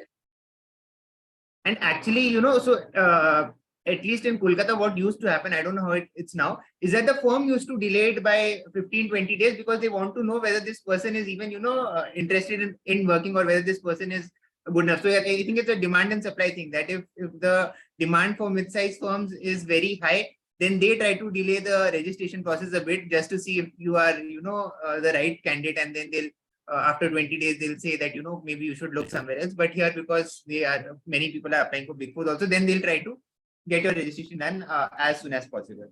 So just to complete our so-called syllabus, or you can say our topic, just two questions we have, three questions we have on again the advantages or disadvantages of Big Four. So the first is that let's say I get a Big Four articleship versus let's say I get a mid-size articleship, and for some reason I'm not able to clear CA, right? So we know the percentage of people who are able to clear CA. So let's take a worst case scenario that I'm not able to clear CA. In such a situation, what will help me more? Will my Big Four articleship, which I've done for 2 or 3 years, this experience help me more in getting a semi-qualified job, or will a mid-size articleship help me more? And do these firms, do these Big Fours absorb sort of even the people who are not able to qualify CA? Yeah, so here though, I'm not really sure about the other smaller firms and all, but Big Four, in KPMG, there are still a lot of people who are not able to clear the CA attempts, but they are still here working. So here in KPMG, what I'll tell you that when the articleship period is of 3 years. So when that last date is appearing now, you are given a choice that either you can resign and try to look around for other firms, or if you have not cleared your CA yet, you can take a break, study and all, or else you don't, you still want to stay in the firm, you don't resign, and you are automatically, you are not an article assistant anymore. You are automatically, get another position, which is like an executive or something. And you can continue to work here. Even if you have not cleared your exams, you can still continue, and you can, they give you a break for like 30 to 60 days before your next attempt. And you get your some minimum amount of salary, like not the qualified ones, but yeah, you're still able to get some, good level of salary, and you can continue to stay here even if you have not cleared your for as long as you want. And by side, like, if you want to pursue any other degree, you can do that. Or also there are the global networks of these firms like KPMG Global, Deloitte USA and all. So they also give you an option if you want to shift there. And there those firms promote ACCAs also and all. So yeah, even if you're not able to clear your CA, you still have a lot of opportunities. If you are a Big Four article, you might want to, stay here only in the same firm and continue and try to clear your exams or try to pursue any other degree. Or you can switch to the global part of that firm and again, work there. So yeah, if you are a Big Four article and if you're not able to clear CA, still a lot of options, I would say, are available. And any idea on what kind of salaries can they get? Like as after that? So yeah, in articleship only it's like 15, 20, 25, year 1, year 2, year 3. And if you are still continue after your articleship, but you're not qualified CA, then I guess you are able to get around 30 to 40 something. Right. So I think that's a very, very good positive reason why we should look for this, because once you join a Big Four articleship or a Big Six articleship, irrespective of what happens in the future, you have a guaranteed job, right? Irrespective of whether you're able to clear CA or not able to clear CA. Now, the not CA part is clear. If you are clearing CA, how do your opportunities change after CA? So, for example, Apurva can share her experience on how important her articleship was for getting into Bain, and Muskan can share her experience on what opportunity she was able to get at KPMG versus some, let's say, a non Big Four article would be getting at KPMG. Yeah. I can go ahead. So I think the only thing the Big Four helps is it mentally certifies you that you are good enough. Like that's the only certification you get. I know it might people say ki yaar ye to sahi nahi hai, but that's it. Like even if you have done nothing in your Big Four articleship, you haven't done much and you have flung exams so many times, still you at least have, like whoever sees your CV, mentally he has this notion ki this person would be good enough and have a basic parameter checklist. So like that is for sure. Other than that, let's suppose you don't have a big four articleship. Then what you can do, you are still employable, people will still like you, but then again it's come that then how good are your marks, were you able to get ranks at any of the levels, were you even in your firm, be it a mid-sized firm, then how good your exposure was, how good your experience was. So everything happens, everything helps to land you at a good job at the end of the day. But yeah, Big Four obviously helps. अभी तो दो साल 2 years की हो गया ना articleship, अभी तो एग्जाम वाला तो फेयर ही चला गया मेरे हिसाब से। अब जिसने अभी ज्वाइन कर लिया, मतलब अगर 31 अक्टूबर तक कर लेते हो ज्वाइन तो भी 6 months तो मिलेंगे। अगर बिफोर करते हो तो 6 months एड ऑन जा रहे हैं, मतलब 8 months 9 months तो चाहिए भी नहीं, इवन कंसिस्टेंटली कोई स्टडी कर ही नहीं सकता 8-9 महीने मेरे हिसाब से। तो I think more than sufficient है 6 months for both group clear करने के लिए। अभी सब्जेक्ट्स भी 6 हो गया, वो मैं मानता हूँ कि डिफिकल्टी लेवल इंक्रीज हो जाएगा 6 सब्जेक्ट का, बिकॉज सब्जेक्ट कम कर रहे हैं। इट डज नॉट मीन कि आपका सिलेबस कम हो गया तो डिफिकल्टी लेवल शुड इंक्रीज ही होगा 8 सब्जेक्ट से एज कम्पेयर टू 8 सब्जेक्ट जो अभी न्यू सिलेबस का है, इसमें तो कोई डाउट नहीं है। बट ये है कि अभी टाइम ज्यादा मिल रहा है, अच्छा टाइम मिल रहा है, तो कि ये है कि टाइम कम रह जाएगा लास्ट में, मतलब रोक तो सकते नहीं है 2 साल बाद अभी आर्टिकलशिप वालों को, बच्चों को कि काम जरूरी है कि कर लो आप, बियॉन्ड द पीरियड 2 साल के पीरियड के बाद नहीं रोक सकते वो। तो अभी वो वाला तो कंसर्न नहीं रहेगा बच्चों के लिए कि मतलब स्टडी के लिए मुझे टाइम मिलेगा या नहीं मिलेगा। बाकी सैटरडे संडेज ऑफ होते हैं। ऑडिट डोमेन को अभी छोड़ सकते हो आप, बिकॉज ऑडिट डोमेन में एज फार एज ईवाई की थोड़ा जो कल्चर है टॉक्सिक है ईवाई में, जो मेरी अभी होती है बात मतलब अपने फ्रेंड सर्कल से। ऑडिट को मतलब ऑडिट का थोड़ा है, बाकी taxation as far as taxation is concern थोड़ा हमारा सीजनल टाइप पे चलता है। अभी हमारा जैसे सीजन स्टार्ट हो गया तो अभी हमारा काम चल रहा है, सैटरडे संडेज को भी अभी कभी कभी वर्क करना पड़ सकता है, तो ऐसा चल रहा है। बट बाकी जो नॉर्मल रहता है सैटरडे संडेज ऑफ होते हैं। सैटरडे संडे मतलब you have a good time to spend with yourself और योर स्टडीज और योर पेरेंट्स और व्हाटएवर योर फ्रेंड्स और फैमिली यू कैन से, तो उसमें कोई मेरे हिसाब से इशू नहीं है। बाकी spend good time in morning, let's say 3 to 4 hours, because big four में या किसी बिग सिक्स फर्म में जाने का टाइम फिक्स होता है, वापस आने का टाइम फिक्स नहीं होता। उसमें आप 8 बजे आ रहे हो, 9 बजे आ रहे हो, 8-9 बजे के बाद मुझे नहीं लगता कि कोई सेल्फ स्टडी कर पाता है। मतलब मैं तो उन्हें बहुत अच्छा मानता हूँ जो आगे सेल्फ स्टडी कर पा रहा है, जो मॉर्निंग में उसने क्लास अटेंड की थी या की जो भी है। तो मैं कहता भी नहीं हूँ बंदा मॉर्निंग में हाफ एन आवर लगा ले रिवीजन करने के लिए, जाके चाहे 9 बजे अपना डिनर करके सो जाए, कोई इश्यू नहीं है। बट 3 to 4 hours अगर you are giving daily consistently, that is enough I think, as far as 2 years articleship is concern from the study point of view. Exposure तो डिपेंड करता है पर्सन के ऊपर भी, अगर वो थोड़ा इंथुसियास्टिक है, थोड़ा मतलब इंथुसियास्टिक लर्नर है, बाकी थोड़ा आगे से खुद ही कह रहे हैं कि मतलब I am willing to learn new things, मुझे ज्यादा काम दो, बिकॉज जो सीनियर होता है उसको ट्रस्ट करना पड़ता है आपके ऊपर। और अगर आप वो ट्रस्ट दिखाओगे बाय द टाइम, वो तभी मतलब आपको ज्यादा से ज्यादा काम देगा, रिस्पॉन्सिबिलिटी देगा, आपके मांगने से नहीं देगा ऐसे। और आप अगर मतलब आपकी एफिशिएंसी बहुत लो है, तो वो मतलब थोड़ा एक्चुअली ट्रस्ट नहीं आ पाता। अगर आप एज ए सीनियर लेवल पे सोचोगे तो एक्सपोजर का तो कोई इश्यू ही नहीं है मेरे हिसाब से बिग सिक्स में, वो तो आपको मिल ही जाता है। अभी मैं मतलब ईवाई का कह रहा हूँ, मतलब बाकी अदर बिग सिक्स फर्म का आई डोंट नो क्या मतलब उनका कल्चर है। So on this work-life balance part, यहाँ पे many people have this कि यार बिग फोर ज्वाइन तो कर लेंगे एंड देन 3 बजे 4 बजे तक काम करना पड़ेगा। So is this a team specific thing या पूरे में ऐसा चलता है या कोई स्पेसिफिक देखो सीजन में ऐसा है, ऐसा चलता है? हाँ, टैक्सेशन में अभी हो सकता है कि 3 से 4 बजे, इवन ये भी हो सकता है कि आप एक दिन नहीं सो रहे, but this is how big four works. अभी ये मतलब आपको समझना पड़ेगा इसमें कोई, बट हमारी टीम, बाकी that is also depends on team to team. जो हमारी टीम है मतलब उसमें मैनेजर की क्या मतलब थिंकिंग है कि आप वर्क फ्रॉम होम कर लो, मतलब आपका एटलीस्ट ट्रैवलिंग टाइम तो सेव हो जाए ना। तो जो मतलब अगर हाफ एन आवर लग रहा है आपको, मतलब 1 आवर आपका आने जाने का सेव हो गया। प्रोडक्टिविटी तो देखो उतनी आएगी अगर घर पे भी कर रहे हो, बिकॉज अगर आपके ऊपर सर पे प्रेशर है ना, आपको पता है कि ये डेडलाइन मीट करनी है, तो काम तो पता ना उतनी स्पीड से ही करेगा। उसके दिमाग में कुछ और आएगा नहीं कि भाई ये भी करना वो भी करना। पर अगर आपके दिमाग में उस टाइम पे ये आ रहा है कि यार नहीं मैंने आज के 3 घंटे की क्लास नहीं लगाई, तो आप मतलब इशू है। अगर वो तो लाइव क्लास है फिर तो देखो कोई और कंसर्न है। अगर जैसे आजकल गूगल ड्राइव में ऑनलाइन रिकॉर्डेड सेशंस आ गए हैं कि आपको बाद में रिकॉर्डिंग्स अवेलेबल हो जाएंगी, देन मेरे हिसाब से आपको टाइम देना चाहिए, because learnings at organisation is also important as far as studies also important. तो दोनों को बैलेंस करना इम्पोर्टेंट है, बिकॉज ऐसा भी टाइम आएगा कि आप जो 8 घंटे नॉर्मल है ऑफिस के, वो 8 घंटे में से 3-4 घंटे ही काम करें। सीजन कभी 12 मंथ का सीजन नहीं होता।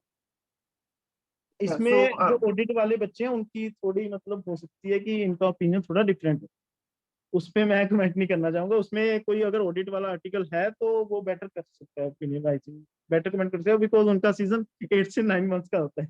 टैक्सेशन वाले का मोस्टली 5 मंथ्स का होगा, इससे ज्यादा नहीं होगा। तो उनके लिए थोड़ा हेक्टिक हो जाता है शेड्यूल, बट फिर भी बच्चे मतलब मोस्टली क्या कहते हैं कि मुझे ऑडिट में ही चाहिए, बिकॉज उनका पॉइंट ऑफ व्यू भी सही है। आप जैसे मुझसे पूछते हैं कि आफ्टर सीए, अब आपको भी पता है कि आर्टिकल का एक्सपीरियंस अगर टैक्सेशन में है तो आपके लिए ऑडिट मुश्किल है, आज की डेट में तो मुश्किल है, सीधी सी बात।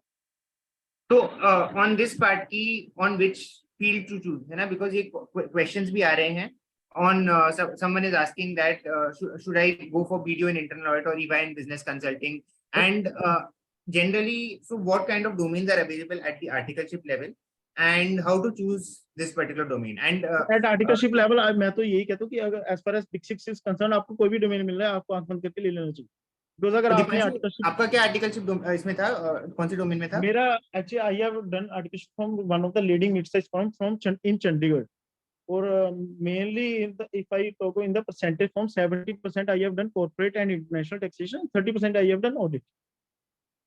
So I have and I have no exposure in GST. So after qualifying CA इतना क्लियर था कि GST में तो नहीं जाना, बिकॉज जो मैंने किया नहीं है मुझे ना मिलने वाली है। फिर भी मुझे 2-3 कॉल्स आई थी GST के लिए, बट वो जो क्वेश्चंस पूछे थे, I am not confident I know the answers from the theoretical point of view, not practical point of view, because मैंने अब जीएसटी की रिटर्न मैंने भरी नहीं है, तो मुझे क्या पता है कि उसमें क्या ग्लिचेस आए हैं क्या है। बस इनकम टैक्स, इंटरनेशनल टैक्सेशन या कॉर्पोरेट टैक्सेशन, उसका मुझसे कोई भी कुछ भी करता था तो I am very comfortable to answer everything, तो because Apurva, for example, you have done it in corporate tax. So now corporate tax में कैसा रहता है? What is the kind of work you are given as an articled assistant and what is the kind of experience? या as किस फार level as के clients होते हैं? There is So- only one difference in leading mid-size or big six. One mid-size firms have private clients mostly, not even single listed client. I have ended one of the listed client in Chandigarh, but in big six, what are there? They have a big listed clients, HNI clients. So there you get a big lot of numbers. Numbers का खेल है वहाँ पे. ठीक है सारा. So we'll just do one thing and सबसे पूछ लेते हैं so that we'll get some As far as taxation work is experience. concerned, you are saying हाँ. the taxation work is divided into 3 parts. That is, first is advisory wala part, जिसमें you are advising on the tax planning structures, advising on advising the clients whether to take this exemption, take this deduction, or any other advisory matters. There can be hell out of advisory matter out of taxation. अब आधे तो मुझे भी नहीं पता कि मतलब क्या क्या हो सकता है, वो जैसे क्लाइंट की डिमांड होती है अकॉर्डिंगली निकल के आती है. Second is the compliance part, that is the filing of TDS return, TCS return, income tax return, tax audit returns. Okay. In Big Six, tax audit is a part of audit, not taxation. Taxation team help them to fill the tax audit reports. But ठीक है. So अभी ना we'll just ask them also on their experience है ना. तो Apurva on corporate tax again है ना कि उसमें what kind of work is done. I think like Dipanshu rightly pointed out, ki 3 kinds of works are there. One is the compliance work, that is like filing returns, TDS returns, international returns. Then the second is advisory. Now advisory is very interesting. So advisory in Big Fours, what happens? Sometimes you also get to do a lot of FEMA and Companies Act. Because when companies are a good tax client, they take some advisory in corporate taxation also, in FEMA also, in RBI matters also. So you get a lot of flavors in other laws also.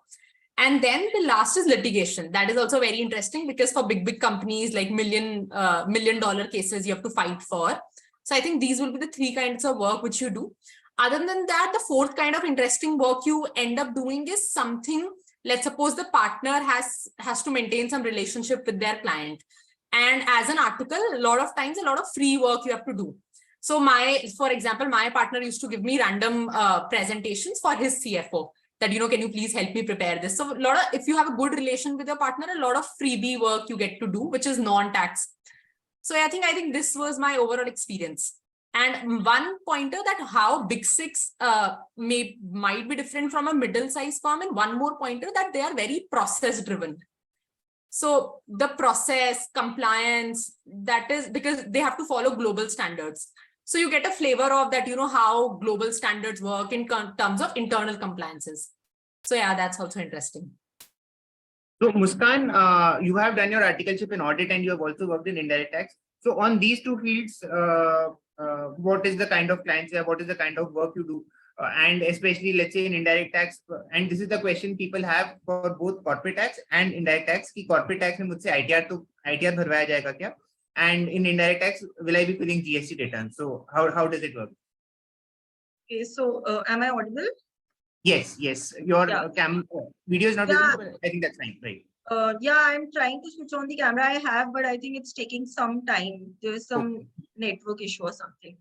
Okay, so I'll give a brief about audit first. So, when I was looking forward to join, my mentor really advised me to go for audit, which I now think is like, really good advice, because when I was doing audit now, I was involved in each and every financial caption of a financial statement. And, I was able to get into how a business works. Like when you are working in stat audit, you're also doing some internal audit processes, like, that testing of control and all, where you get to know how a firm works, what are the internal procedure, you get to know how the, industry as a whole works, what are the different industries. And so it's not like just, restricted to a very small item of financial caption that you are auditing, but you get an overall of everything, the entire company. And in audit, there are like so many items in a financial statement, like there are assets, there are liabilities, other expenses, incomes and all, revenue. So I would say every client, you get to learn something new. So at one client, you might be involved in auditing the fixed assets. At other client, you might be involved in auditing the revenue, sale of goods and all. So there is a lot to learn in audit. Like your learning doesn't, gets restricted. So at every new client, you'll be learning something new. And yeah, so I think it also opens up your options in the future, since you have done some work in every area, and you also might be able to get a very big flavor of taxes when you audit the deferred tax assets, or when you audit the GST receivables or GST payables things. So you, like, not very deep detail, but some essence of what actually happens in these taxes and all. So you are able to get a lot of exposure, and your future, I would say, opportunities are also opened up and widened if you have done, if you were involved in audit. And like, well, for me, like, I used to like to travel a lot. So obviously when you are, in audit, they send you to distant places, and you have to travel a lot also, because they would send you to audit client in some other state and all. And another thing in audit was, like, in tax, if Apurva would agree, that you are given one single team, right? So you are allotted to a team, and you have to work with that 5-10 people for the next 3 years, right? Yeah, that's correct. So yeah, in audit, your team changes every 2 or 3 months. Like, when you are auditing a client, you are allotted a client, you work with that team. After you have done with the audit, after like 2-3 months, you are given a new team, a new client. So you get to meet a lot of new people, make friends, a lot of people, make friends with a lot of people, do networking. So yeah, in that way also, on your personal trade also, it helps you a lot. Okay. So, any more doubts specifically on this area? Because we have to cover two more areas in a little more detail. First is how to prepare your CV, and second is how to get a referral, which we have covered in some detail already on how to get a referral. But we'll give you more insights on that. So, any doubts till then, you can either put them in the chat, or you can raise your hand, and we'll be asking you. Okay. So yes, on making your CV. So generally the question which people have before applying is that I've never done anything at all apart from studying for my CA inter, and I've cleared my CA inter, and now these people, they're asking for a CV. What do I write in my CV? I mean, at least after CA you have something to write in terms of your work experience. But at this stage, how do you decide? How do you get the content for a CV?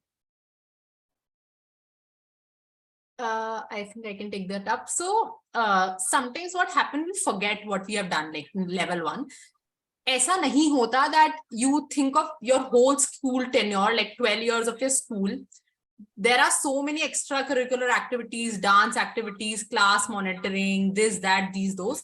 Kuch na kuch every person has done in his life. Point number 1, even if you say I haven't, you have done. Like, you have to think. So in CV, even if you are a class captain, even if you did a dance class at class 7th or at class 8th, it's worth mentioning. It depends that how you position it, how you mention it. So that's how you do it. Obviously, when you were studying for last 1.5 years before your articleship, obviously everyone studies, everyone knows that you cannot do much extracurricular activities. That is a fair ask. But still, if you look back at your school life, there you will find something or the other to put on your CV. The only catch is how well you position it.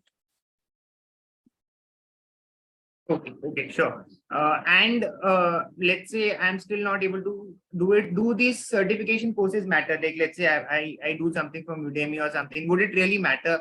To spend a small amount of money and get that one line on my CV? Would it help? Yeah, so here I can just quote an example. So you got like, we did this management consulting course, right? Like the 7-day course. So what happened again, my thing would be, sometimes people don't know how to position things. So now it's an online world, there are hundreds of courses, and even the HRs know that, har koi 5 courses likh dega. If you do it that way, it won't, it will be like a blind eye. People will turn a blind eye to it. However, let's suppose we did that course and I reviewed one of the CVs you only send me, Uganta. So there I realized the person who sent me the CV, although ours was a 7-day course with an internship, the person just mentioned it in one line. And if you mention it in one line, everyone will think कि ठीक है कोई random course करा होगा with nothing. So the positioning of this kind of courses, like you write that, I did this internship, let's say I did it on toothpaste industry, and I learned this. So you write the outcome also with the course. Then it adds value that, it wasn't just a random course. You position it like you actually did something. So my thing with whatever you do, even if it's a two hour course, it helps you mentally. Like 2 hours में 15 minutes तो कुछ सीखा ही होगा. The only catch is how do you position it that you actually learned it. In fact, after that, because so many people were just writing this one-liner, and it was seeming like they've just seen a 2-hour video with that line. So I wrote this paragraph for them and gave it to them, saying that "aise likho isko." So that is the thing, and especially if you do a program where there are some kinds of awards. So awards again, it adds more value, because supposing best consultant award milaya, all those kinds of things. Right. So, any more, I think CV, there's, you've already guided them on how to do it. And could I add things from my personal life? So let's say things like I have actively participated in my sister's wedding or my brother's wedding, or something of these kinds of things, so because it's very difficult to find things when you're not having that level of work experience. So can we do that?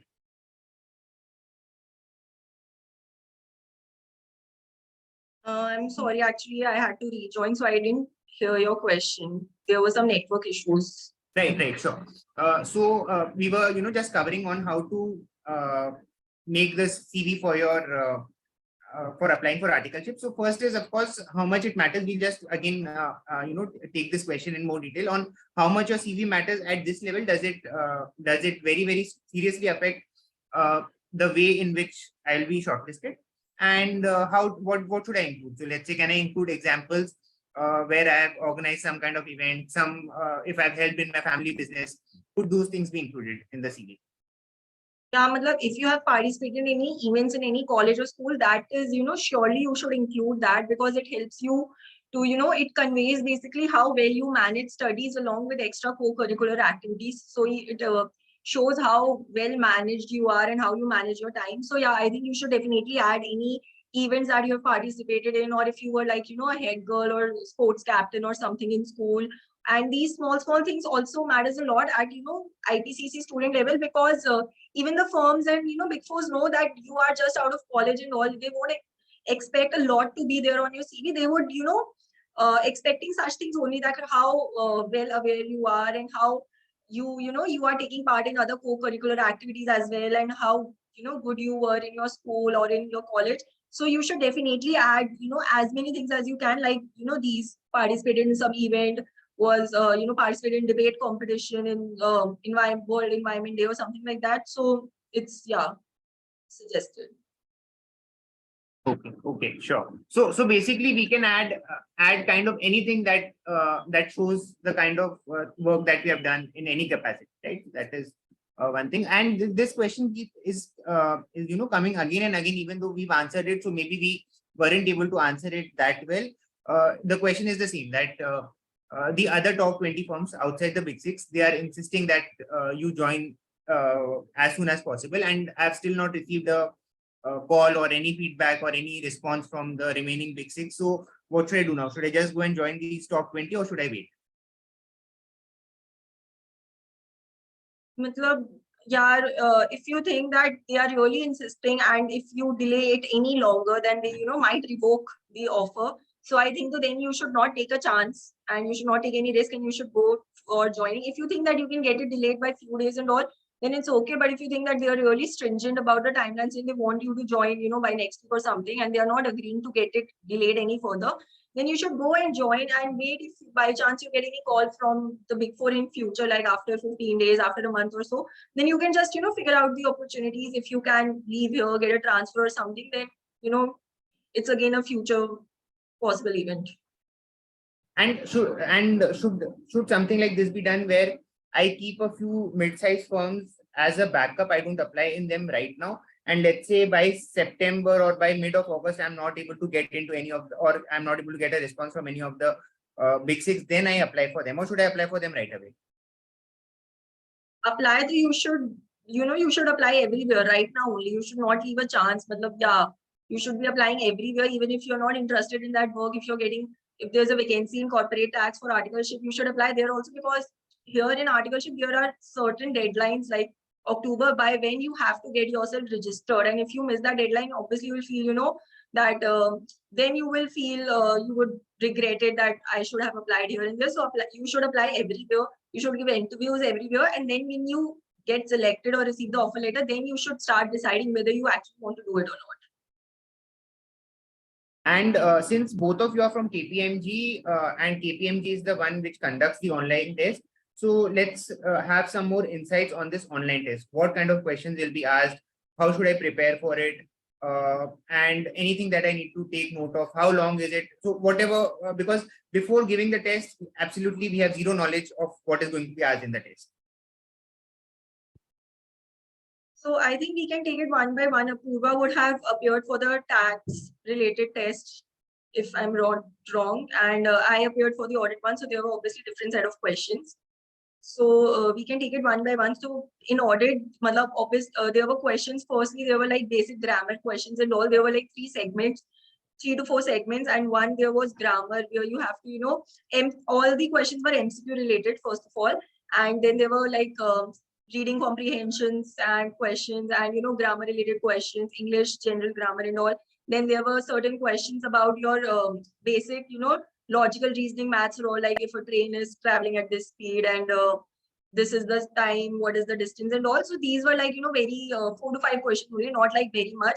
And then majorly questions in audit, they were like related to first your accounts, advanced accounts, like your accounting standards and all, or like general entry related questions, your basic accounting questions, like if a person has gotten this much salary, or if there were like this much opening balance in the P&L, this was the closing, how much the salary is accredited, or what is the opening, like basic accounts question. And also audit questions related to your standards of auditing, basic MCQ types, that if you are conducting an audit of a cash and bank account, then what is the order of audit test that you would perform, or this is the a basic case study, then what do you think which is the best in accounting standard that is applicable to this question. So for audit, there were like English related questions. There were like a very limited number of logical reasoning type, and then there were major questions were related to accounts and audit.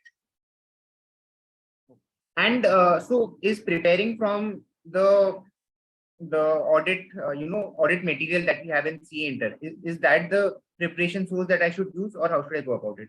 No, that is more than sufficient. Yeah, there would not be any question outside your IPCC syllabus for audit and accounts. And even so when you go for interview, I'll tell you my personal incident, that when I went for the interview and it was my partner round, so in accounts in IPCC at that time, there were only accounting standards that we were taught of, and the Ind AS and all were not in the syllabus at that time in IPCC and for accounts. So when I went for the interview, the partner asked me a question that was related to Ind AS. He asked me that which Ind AS is this. So I really politely told him that I'm really sorry, but this was not a part of our syllabus, and I'm not well aware of the topic, but I'll research on it more and all. So I think just being well aware of and being well equipped with your IPCC syllabus is more than enough. Apurva, from your side, on taxation, how does it work?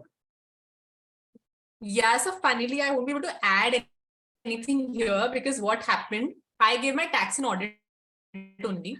However, I got an interview call for tax. So even like 30 minutes before my interview, I was like, I am appearing for an audit interview. So didn't get a chance to sit the tax wala portion. But I still feel what Muskan said, ki syllabus wohi IPC ka aega. They might ask you PGBP adjustments. I think just 20% or 30% would be either bifurcating into audit tax. So maybe they'll end up asking some PGBP things, some adjustments, some deductions. Nothing more will they ask other than what you studied in IPC. And so is there something I can do before this test, or should I just give it? Like, is there something I should do to prepare for it so that I can be very sure that I'll be clear this test? Or I'm sorry, can you repeat your question? Your voice. Yeah, right. So I was saying, is there anything that can be done to prepare for it? Like, should I just be giving this test normally, like just from my CA Inter knowledge, or should I prepare for it? And what exactly can I do if I have, let's say 3-4 days time to prepare for it? What should I prepare for it?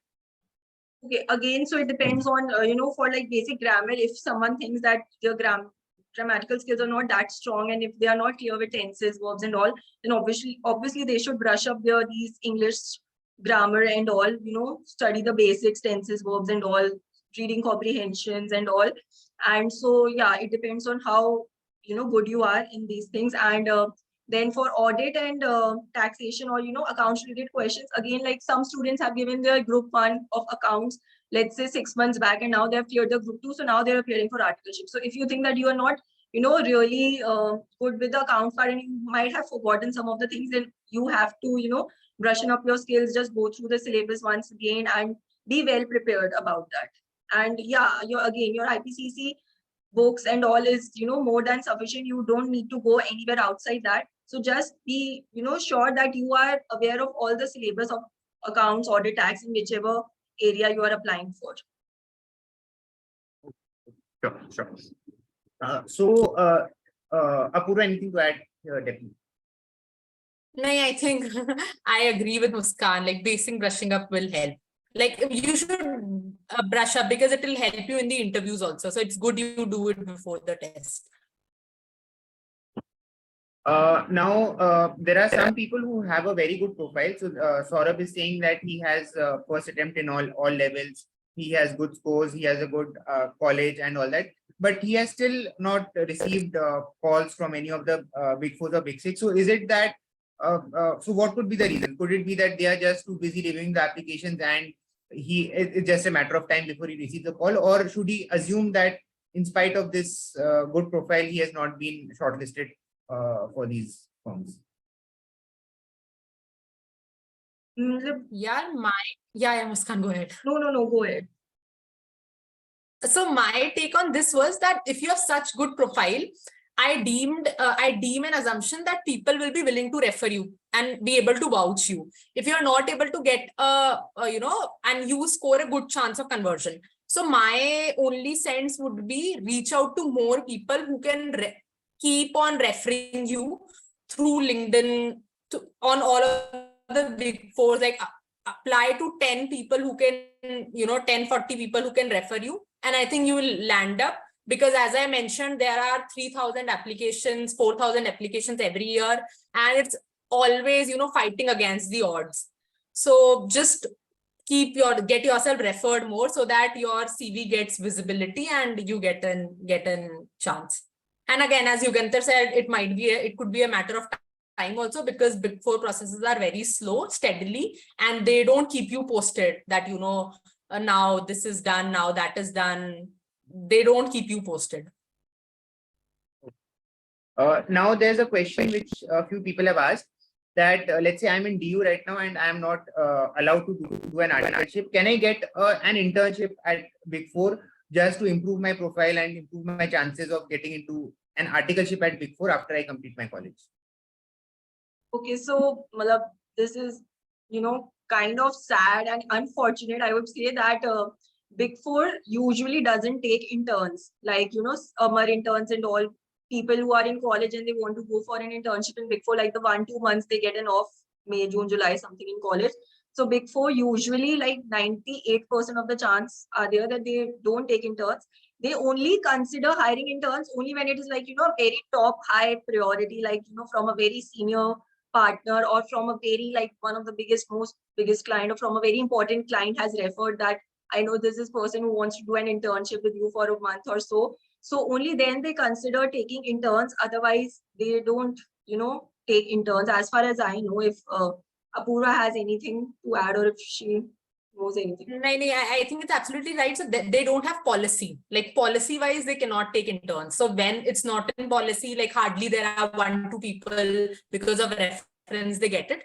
But we have also seen in our 3 years of tenure, we hardly see interns working. Like throughout those 3 years, I was sitting on a bay where 400 people were working and there were hardly interns. Okay. Lack of referrals, 2 ways. I'll be sharing a list of referrals and then you can also apply using LinkedIn, regular college questions. Okay, so a lot of questions have already been answered. I think most questions have been answered. And if there's anything left, please put it again, because most of the questions I've tried to combine the questions wherever it has already been asked. We examine one first time. Okay. And so what I've heard is that interviews have already started. So if anyone from the audience can tell us if the interviews have started or if any of you know that whether the interviews have started and are people have people already received calls on this, or by when do generally people receive interview calls?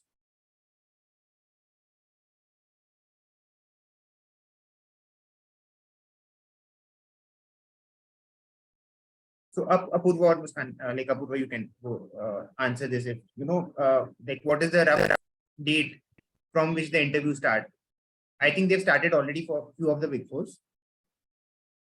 So there's honestly, madam, there's no specific date. Like we are not informed of any date. I'm currently working in KPMG. So I've been receiving like mails almost every week, a mail that if you know any article you can vouch for, please refer or share this link with that person or something like that. So yeah, madam, but we are not aware that if by when the interview process will be started, because again, it's like an internal HR thing and we are not told about the same.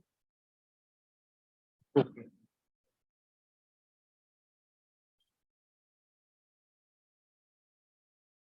Okay, so any insights on the interview part? I think we've covered everything that is there here. Okay, so let's go from the process after the after this assessment test. So after this assessment test, let's say I'm selected for this assessment test. What happens next? What is the next step? Are you given some kind of a group discussion, or do you straight away go to an interview? What happens after this? Okay, so matlab, after you have given the assessment test, I would suggest that, yeah, so personally, I received the mail for the interview almost after a month. After, you know, I have given my assessment test. Obviously, by then I have lost all the hope that, okay, I'm not maybe selected or something. But yeah, out of nowhere, I did receive the mail suddenly that tomorrow is my interview. So after, you know, if you have cleared your assessment test, you will be given, you will be mailed for the interview round. And then the first round would obviously when you will visit the firm. So the first round is usually in KPMG, what I've seen is a group discussion. Okay, so that is to filter out, like, as Apurva told, there are 300,000 applicants. Out of that, only let's say 100 are able to clear that test and 100 are called for the interview. Again, they cannot take interview of all 100 people. They have to filter some out. So for that, first round is a group discussion where, you know, you are called in a room, in groups of 10, like 10 people are called in each groups, and there you are, there's like a conference room and the HR gives you a topic on the spot that this is your topic and you have to, the group discussion will take place for like, let's say 5 minutes, 7 minutes or something. And she'll just stand there, you have to do the group discussion and she'll be noting all the points. She'll take your names first and she'll be noting all the points, like which person is adding any good point or what are the communication skills. So that will be the round to judge you about how confident you are and, you know, about speaking about your views and your thoughts, how confident you are to speak in public when there are like 10 people, you know, someone is saying something from there, everyone wants to add their point, so they'll be like shouting and all, and how well you are able to manage that surrounding and again put your point forward. And so how well communication, how well you are in communication skills and all. So the first round that happens is the group discussion where they'll give you a random topic out of nowhere and you have to present your thoughts and all. So you have to be, you know, really, really well prepared, I would say, for that group discussion, because that is the major filtering round. They filter out at least 80% of the applicants from that round. Out of every 10 people, they select max to max like 2 or 3 from every, you know, mostly like the average is 2 or 3 candidates are selected out of 10 to 15 people. So that is the first round that takes place.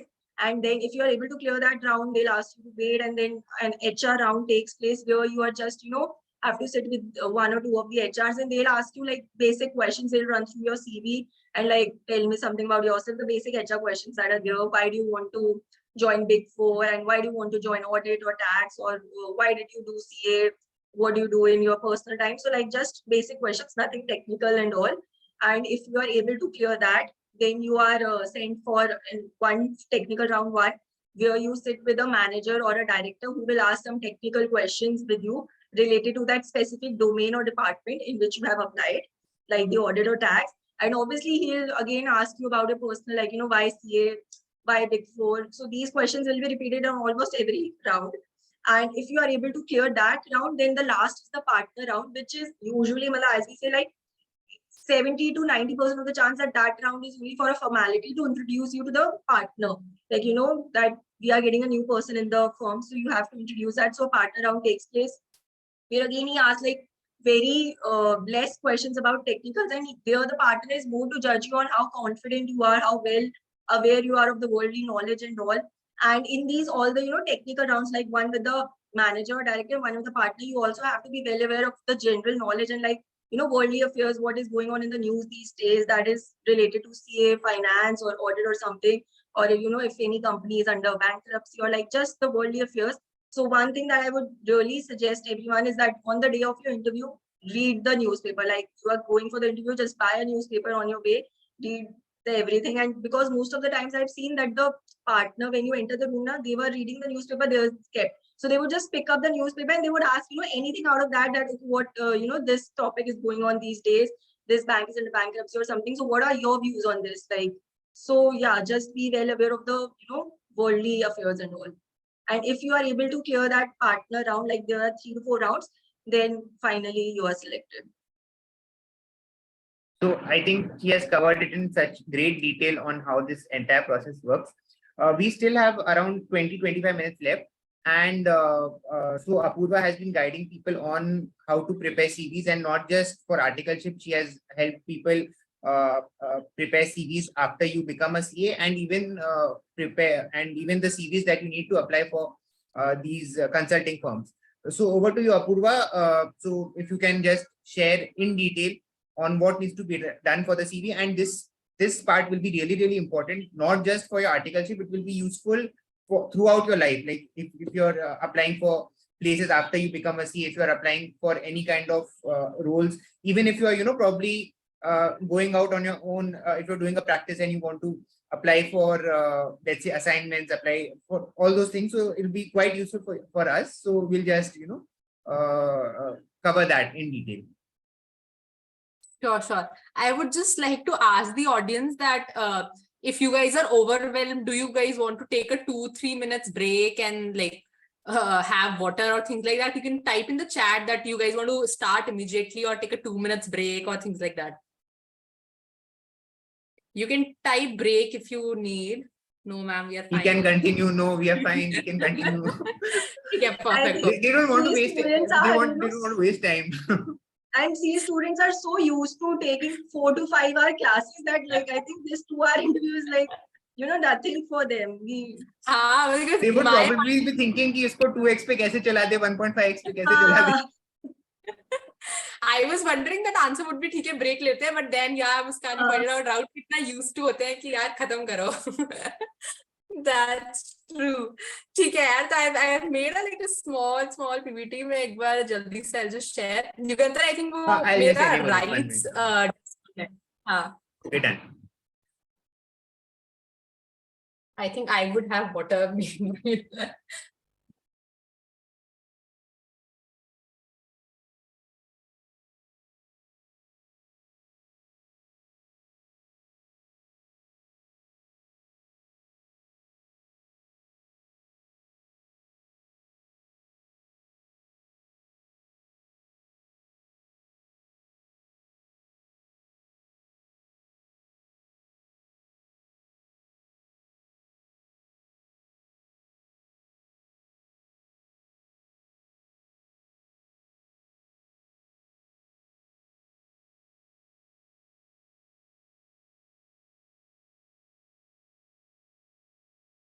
I think I am able to share. I'll just share it.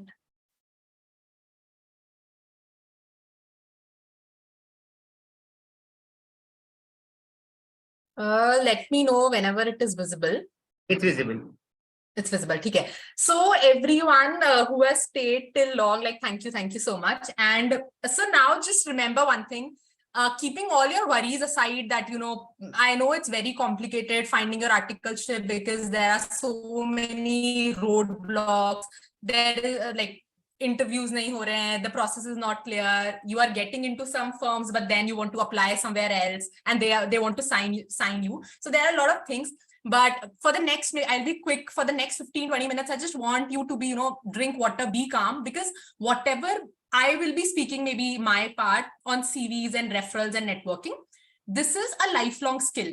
So whatever topics we'll be covering now for the next 15-20 minutes, be it your CV, your networking or referral, these will hit you the next 2 years, the next 3 years, again, the next 10 years, every time you do a switch, you meet a client, you make your bio, this will help you. So listen, not as a student, but as a professional, that you know how you will make your CV, not just now, because maybe at present you don't have much to write in your CV. You just have your school and your 1.5 year of studies. But how will you make it once you clear your CA? So listen from that perspective, and yeah, and we'll begin. So this is like randomly, I was just sitting, this is my KPMG picture, this is my picture. And yes, me sitting there like 4 years and immediate. So yeah, just that. And okay, cool. So the CV making thing, again, we discussed it earlier that at your age, at your student tenure, we have yaar ki kuch likhne ke liye nahi hai. So that's the biggest question, point number 1. To answer that question, again, I would repeat, close your eyes and think ki school mein you have done something.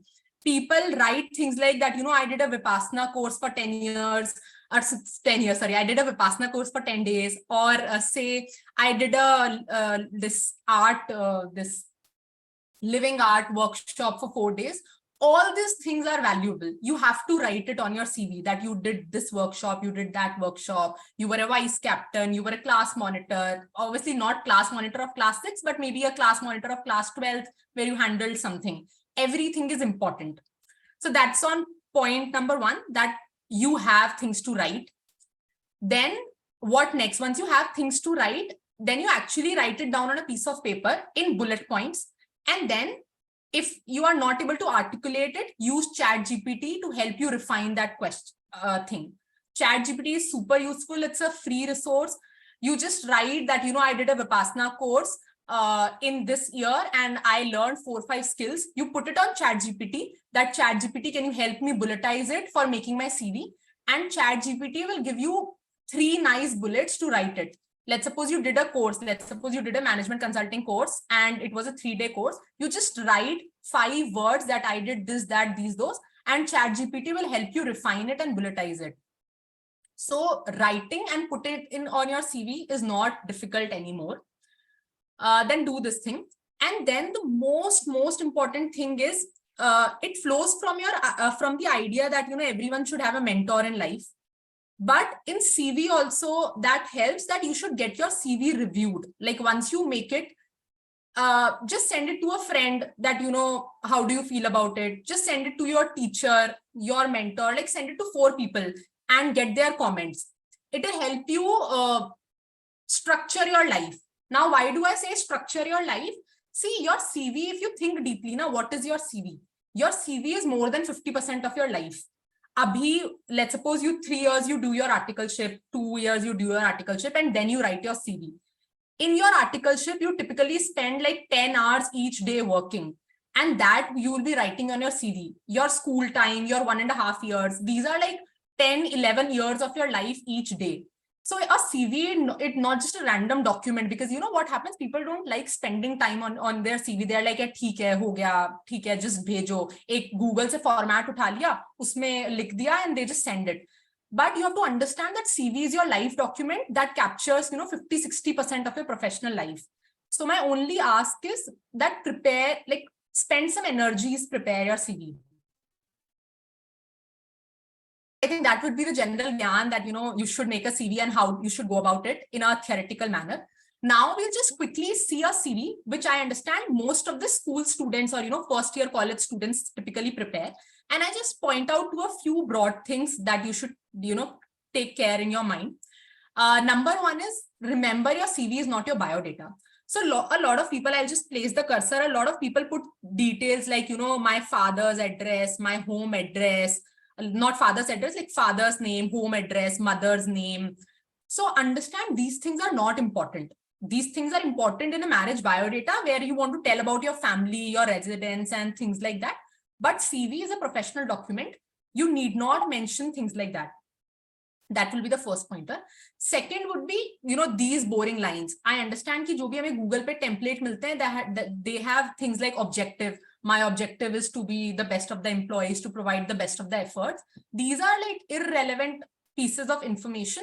Maybe you apply to a smaller firms and they might appreciate you, but the quality of the CV you need for a big 6 or a big 10, big 20 firm, these things are irrelevant. You know, I am a dynamic, self-motivated, this, that, these, those. No one is interested because these are theoretical lines. They do not prove anything about you. So I would say if your CV is very blank, then, you know, maybe you can put some objectives or things like that. But if you already have a lot to write, avoid writing all these lines. Then my next pointer would be, again, you know, invest time. Think that what all you have done in life in the last 20 years, point it down and then use it. Use ChatGPT, I've already discussed. Now, going on detail by detail. Sabse pehla thing would be that, so here the white space, what the person's photo.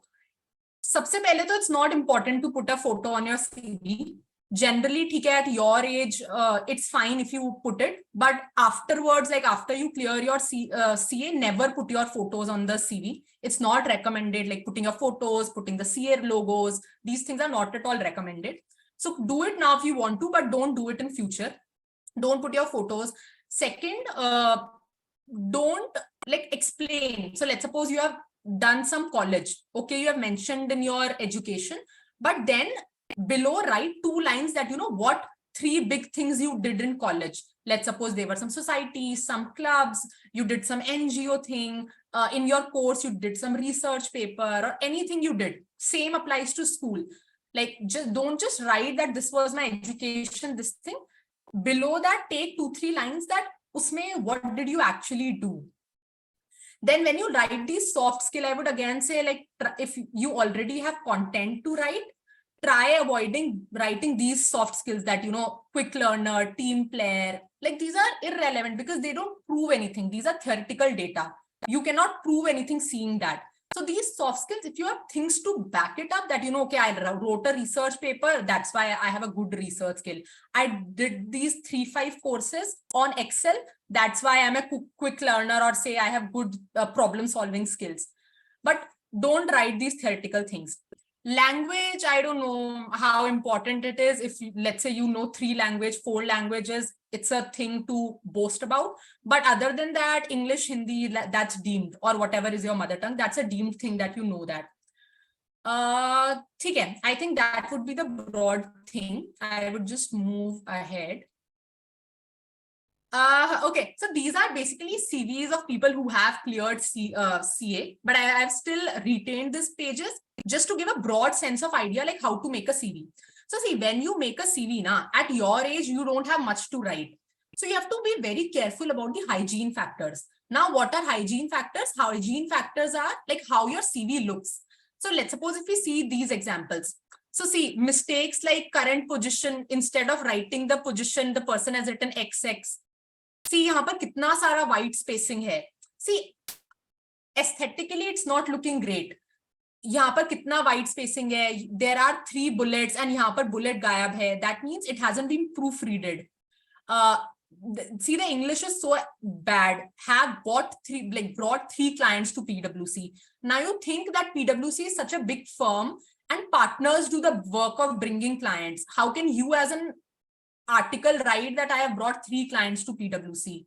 There is no spacing between NBFC and vehicle, no spacing. So these are the things which are called proofreading, getting proof check, that whatever you have written, they should look good. Basic grammar should be correct. Use ChatGPT. Whatever you've written, put it on ChatGPT. That ChatGPT, can you make it grammatically correct? And ChatGPT will make it grammatically correct. The spacing, what's the spacing when you write? The consistency. Let's suppose कहीं पर तुमने years लिखा है, कहीं से years हटा दिया. Let's suppose for your school and everything you have mentioned years, and in your co-curriculars you haven't mentioned years, that, you know, I won this match in this year. So maintain a level of consistency. Then again, as I said, avoid these logos because it's not a designer, like a graphic designer CV. So avoid these logos. Now, a very, very important thing, like how to explain your work. So say यहाँ पर this person has did articleship and he did project financing. ठीक है, project financing करा, उसने some balance sheet का work करा and indirect taxation का काम करा. Now writing that, these are like headlines of the work that, you know, I prepared project report and this data. But reading this won't make me understand कि भाई project report में उसने क्या project report बनाई. Was the project report for a construction client? Was the project report for a GST firm? Was that for a consumer goods firm? इसको पढ़ के मुझे समझ नहीं आ रहा कि उसने project financing में किस तरह के project करे और what exactly did the guy handle. In indirect tax, I don't think कि उसने सिर्फ अपने पूरे tenure में सिर्फ ये थोड़ी सी returns भरी होंगी. Like in the returns, he would have, basically coordinated with the client, cleaned the data. He can write things like, I filled the return for, a 30 plus company.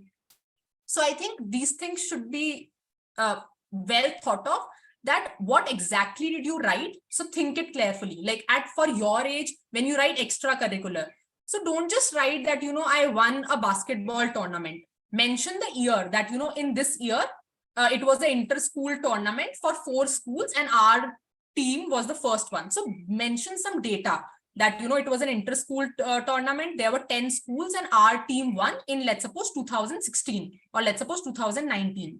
So don't make it generic, make it specific. That would be my sense here. I think nothing here. Just remember that don't just, put itna kam. You have done, so let's suppose this person did this 3 years articleship and he has not, taken out time to write that what did he actually do in his life. So don't be lazy when you make your CV. Then I think this is like few mistakes which people do. This is just a general Bain format. I think I'll ask Yugantha to share it. Don't get overwhelmed by it. But the idea is just to tell you that when you make a CV, what are the broad headers for a CV? So header number 1 is your academic qualification, that, your class 12th, your class 10th, and your IPC score, or if you have done college, that thing. So 3 things. Then, work experience, you can write if you did some internship, if you did some, NGO work. So this will be in your work thing. In your positions of responsibility, it could be things like you were like in school, you were some captain of the house, or you some dance society thing, you do some NGO work there where you are a volunteer. So all these things you can mention. In extracurricular, let's suppose you have some dance certifications, you have some music certifications, you have some courses certification. Let's suppose there was a course which was a really big course. And let's suppose it was a 7-day course and not just a 2-hour course. Then give it 3-4 lines in your CV that, this was an Excel modeling course. It was a 10 hours course and I learned these 4 things in those course. So make it like you really did something in that course. So I think if you guys want, Yugantha can share it on the group just to get a sense that, what are the broad headers. I'll share it. So we'll share it just for an idea. Don't get overwhelmed. Obviously, you won't have much to write here because you are just a student. But still, if you think deeply, you will be able to write everything in each of the buckets. I think I would skip that part. Basically, this is a CV of an MBA guy from IIM.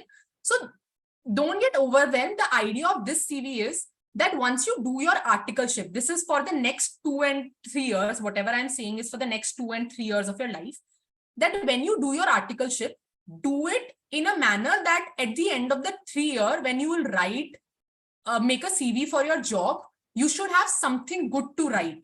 So in between those 3 years, other than the studies you are doing, do some good projects in your articleship so that you'll be able to write it. Whenever you get extra time, try to work for an NGO. It's not that you work there for 10 days, even you work for 2 days.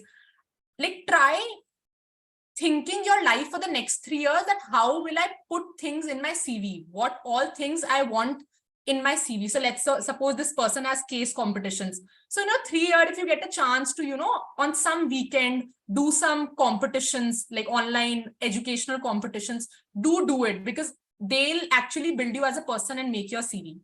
So I think this is my 2 cents on CVs. Don't get overwhelmed. This is a very professional CV. But the idea is that at the end of 3 years, you also want good content to be written on your CV.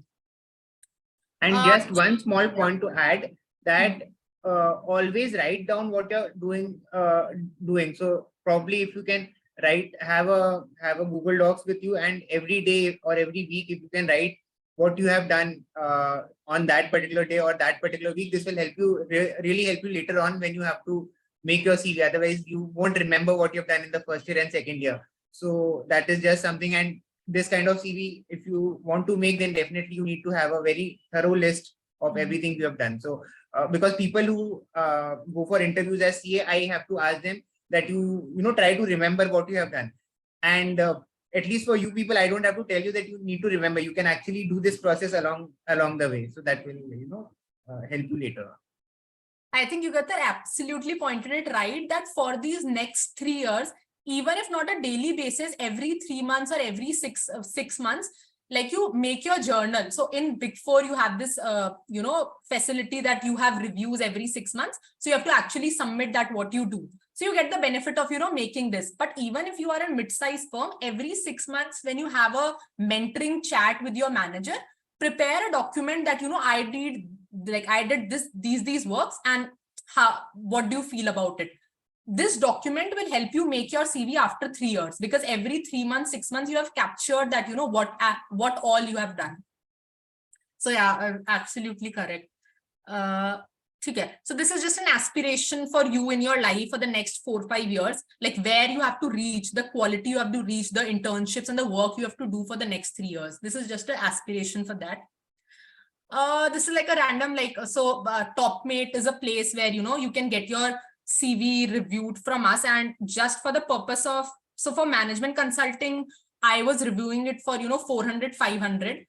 And I wanted to do it for free this time, but because of time crunch, I cannot do it for free, but I've changed the price to 100 rupees for a CV review. So if you want a mentoring for a CV review, like 30 minutes chat, I've reduced it to like 100 rupees just because I have to filter out people.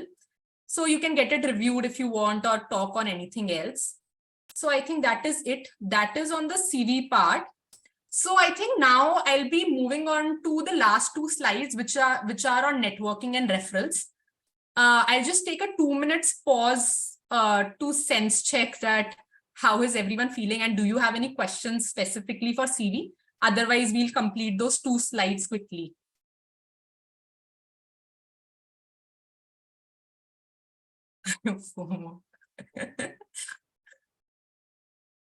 Okay, we'll share the link. And I was so surprised that you have kept this level of. I mean, this is such a student friendly thing that you're giving it at this.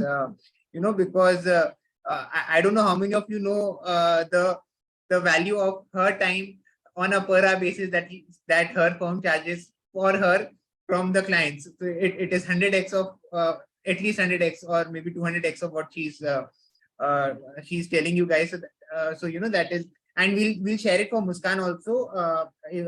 So she'll share her Topmate link, and I'll share it with you guys. So you can get a detailed guidance on that part.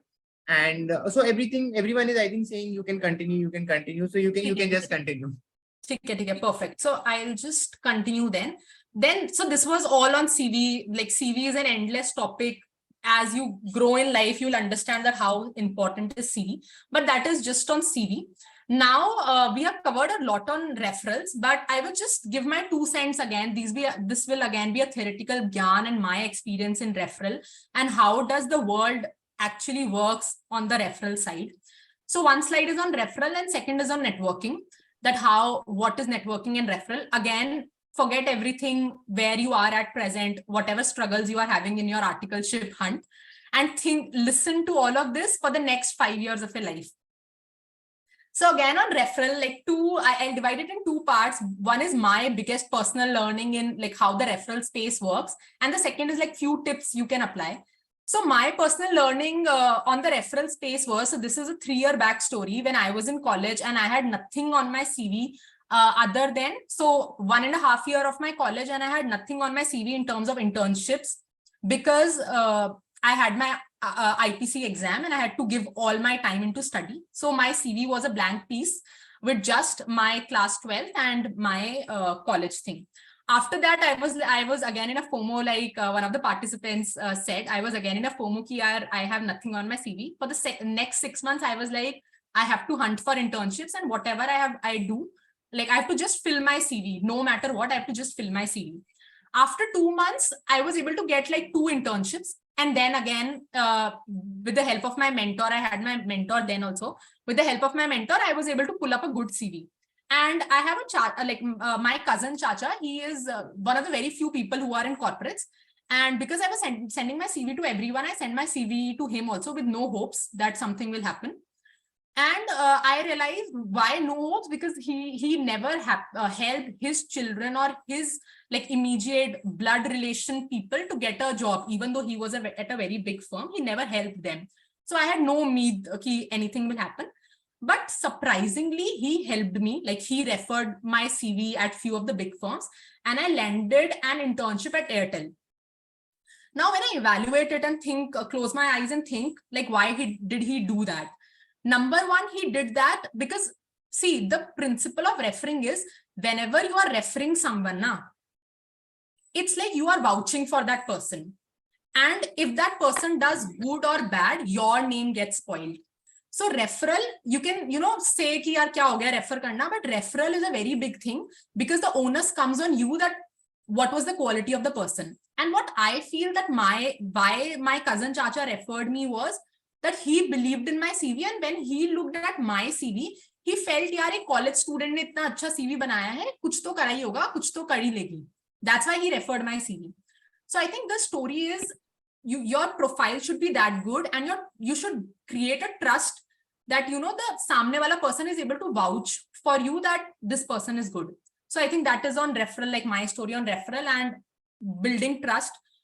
Connecting to the right person is sometimes just like a lot of people we also discussed earlier ki 4 jagah apna bhej do. You never know which connection will hit. Send your CVs to 100 people, in 20 big 4 to 20 people, because you never know that which person will actually end up forwarding it to the HR and you'll actually get a response. So point number 1, circulate it to the maximum places. This is correct for jobs also. Number 2, be respectful of the other person's time and be punctual. So let's suppose you have asked someone that, can you refer my CV? I'll just send my CV shortly. Now that shortly doesn't mean कि आप 4 दिन बाद या 5 दिन बाद 10 दिन बाद उसको अपना CV भेज रहे हो. Because the other I take a lot of like sessions with Yugantar. The last session I took, a lot of people reached out to me ki yaar, can you help us write this write up? And I replied immediately. And what happened? This other person is writing me back after 10 days with the write up that can you review it? And then expecting me. So the person delayed it by 10 days. And then he expects me to revert him immediately. So just register a sense of punctuality in your life, that whenever you ask a person for reference or anything like that, be punctual. That if the person asks you to do X thing on X time, do it on X thing and X time. So be punctual and follow up. Don't be, like Muskan was mentioning, if you are not getting a reply after a lot of follow-ups, don't follow up more. Don't spoil your relation. Let's suppose after a week you follow up just as a reminder. After 2 weeks you follow up, but don't go nasty about it. So jitna minimum follow up ho sakta hai, for sure follow up, but a level of professionalism keep it. Build yourself is, again, your CV works the best for it. Like building relations is, I think I've already covered it a little bit in this part also. Like building relationship, it's a lifetime process. And just respect people, be punctual of their time, understand that they also have their life and they have a lot of things. Keep networking, like while you are in your articleship tenure also, keep networking to a lot of people out of no reason. Like just talk nicely to everyone, your managers, your supervisors. Whenever a partner visits, are you in a mid-sized firm or any size of firm, greet them. How bad they are with work-wise doesn't matter. Greet them, build those relationships, because people will end up helping you in long run. Use LinkedIn nicely. Like Muskan was mentioning, my one cent on LinkedIn is when you send connection requests and you really want to connect with that person, don't just press connect. Like when you send a connection request through your laptop, there is a pop-up that in-mail. In that in-mail, you write that, hi, I would love to connect with you. If you really want to connect, always follow that practice that you do an email, because SSO you'll get 800, 900 requests and the other person will never accept your request. So I think that would be LinkedIn things. And yeah, LinkedIn is helpful, as Muskan said. Yeah, I think I'll keep on going on networking part, but I think for your age and thing, this would be enough. Full the entire part on the CV preparation and also the networking part. And I'm sure I'll come back to Muskan to add a few things on this. Can we quickly have a group photo? So if everyone can just turn on your cameras, we'll do a group photo, and then we'll have the closing remarks and not exactly the closing remarks. We have a session tomorrow too, but closing remarks, something to add from their side, right? So if everyone can turn on your cameras, and at least so we have one full screen.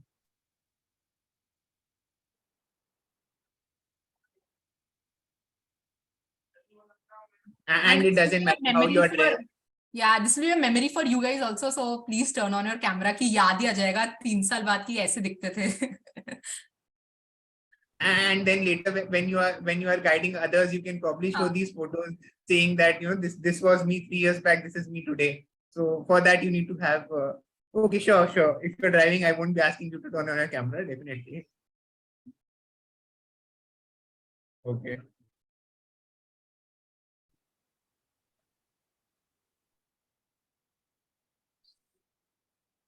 Okay, sure. So Muskan, anything you'd like to add to whatever she mentioned on CV or on networking? I think Apurva is like a pro in this, and even I, was making points in between. Like even there were some things that I was not aware of, and I got to learn. So, firstly, thank you so much, Apurva, for preparing this PPT and giving this session. And lastly, yeah, I would just like to add that it's not related to Apurva, what she just said, but it's in general, like, to all the students who are just, trying to figure something out in life. Everyone is so young right now and trying to get into Big Four. I was just, conclude by saying that just don't give up. Keep trying. You never know when your efforts would actually pay off. If you're not able to get into Big Four, like for the first time when you gave the interview, you get rejected. Don't give up. You can try again in after 6 months. There's always hope. If you really want to get something, I believe that you will get it if you're really true about your hard work and you are really sincere, you will get it. So just don't give up. If you get rejected in the first time, take it as a lesson that actually you went there, you gave your interview, you appeared for something. So now the next time you appear, you have some experience. Like it's not like starting afresh, but you have some experience. So everything is helpful, and yeah, so just keep trying, I would say. So if you try, you either succeed or you learn. I think that is the right, exactly. Okay, sure. Yeah, Sonia, yes. I think wants to ask some questions. Sure. Sonia, you can go ahead. I hope we can take this for around 10 more minutes, right? Apurva and Muskan, if that's fine. Yeah. Hello, ma'am. Hello, sir. Good afternoon. Hi.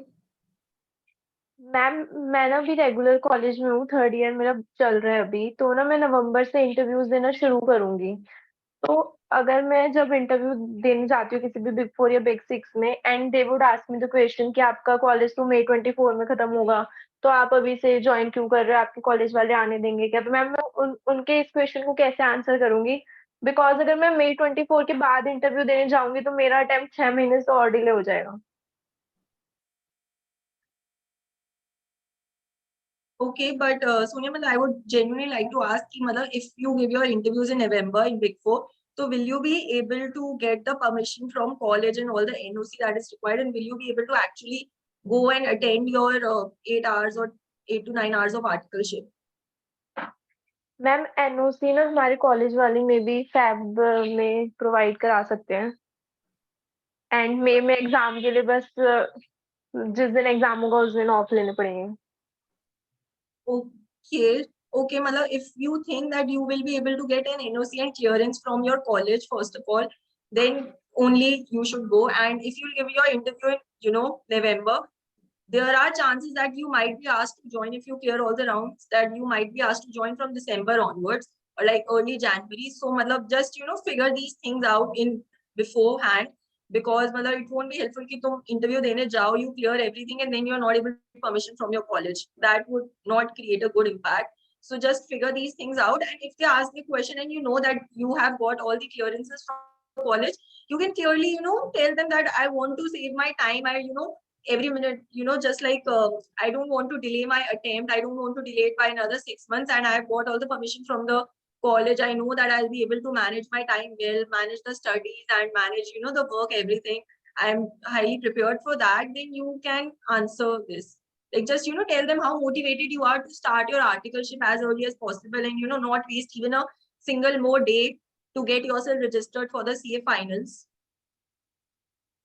Okay, ma'am. Thank you, ma'am.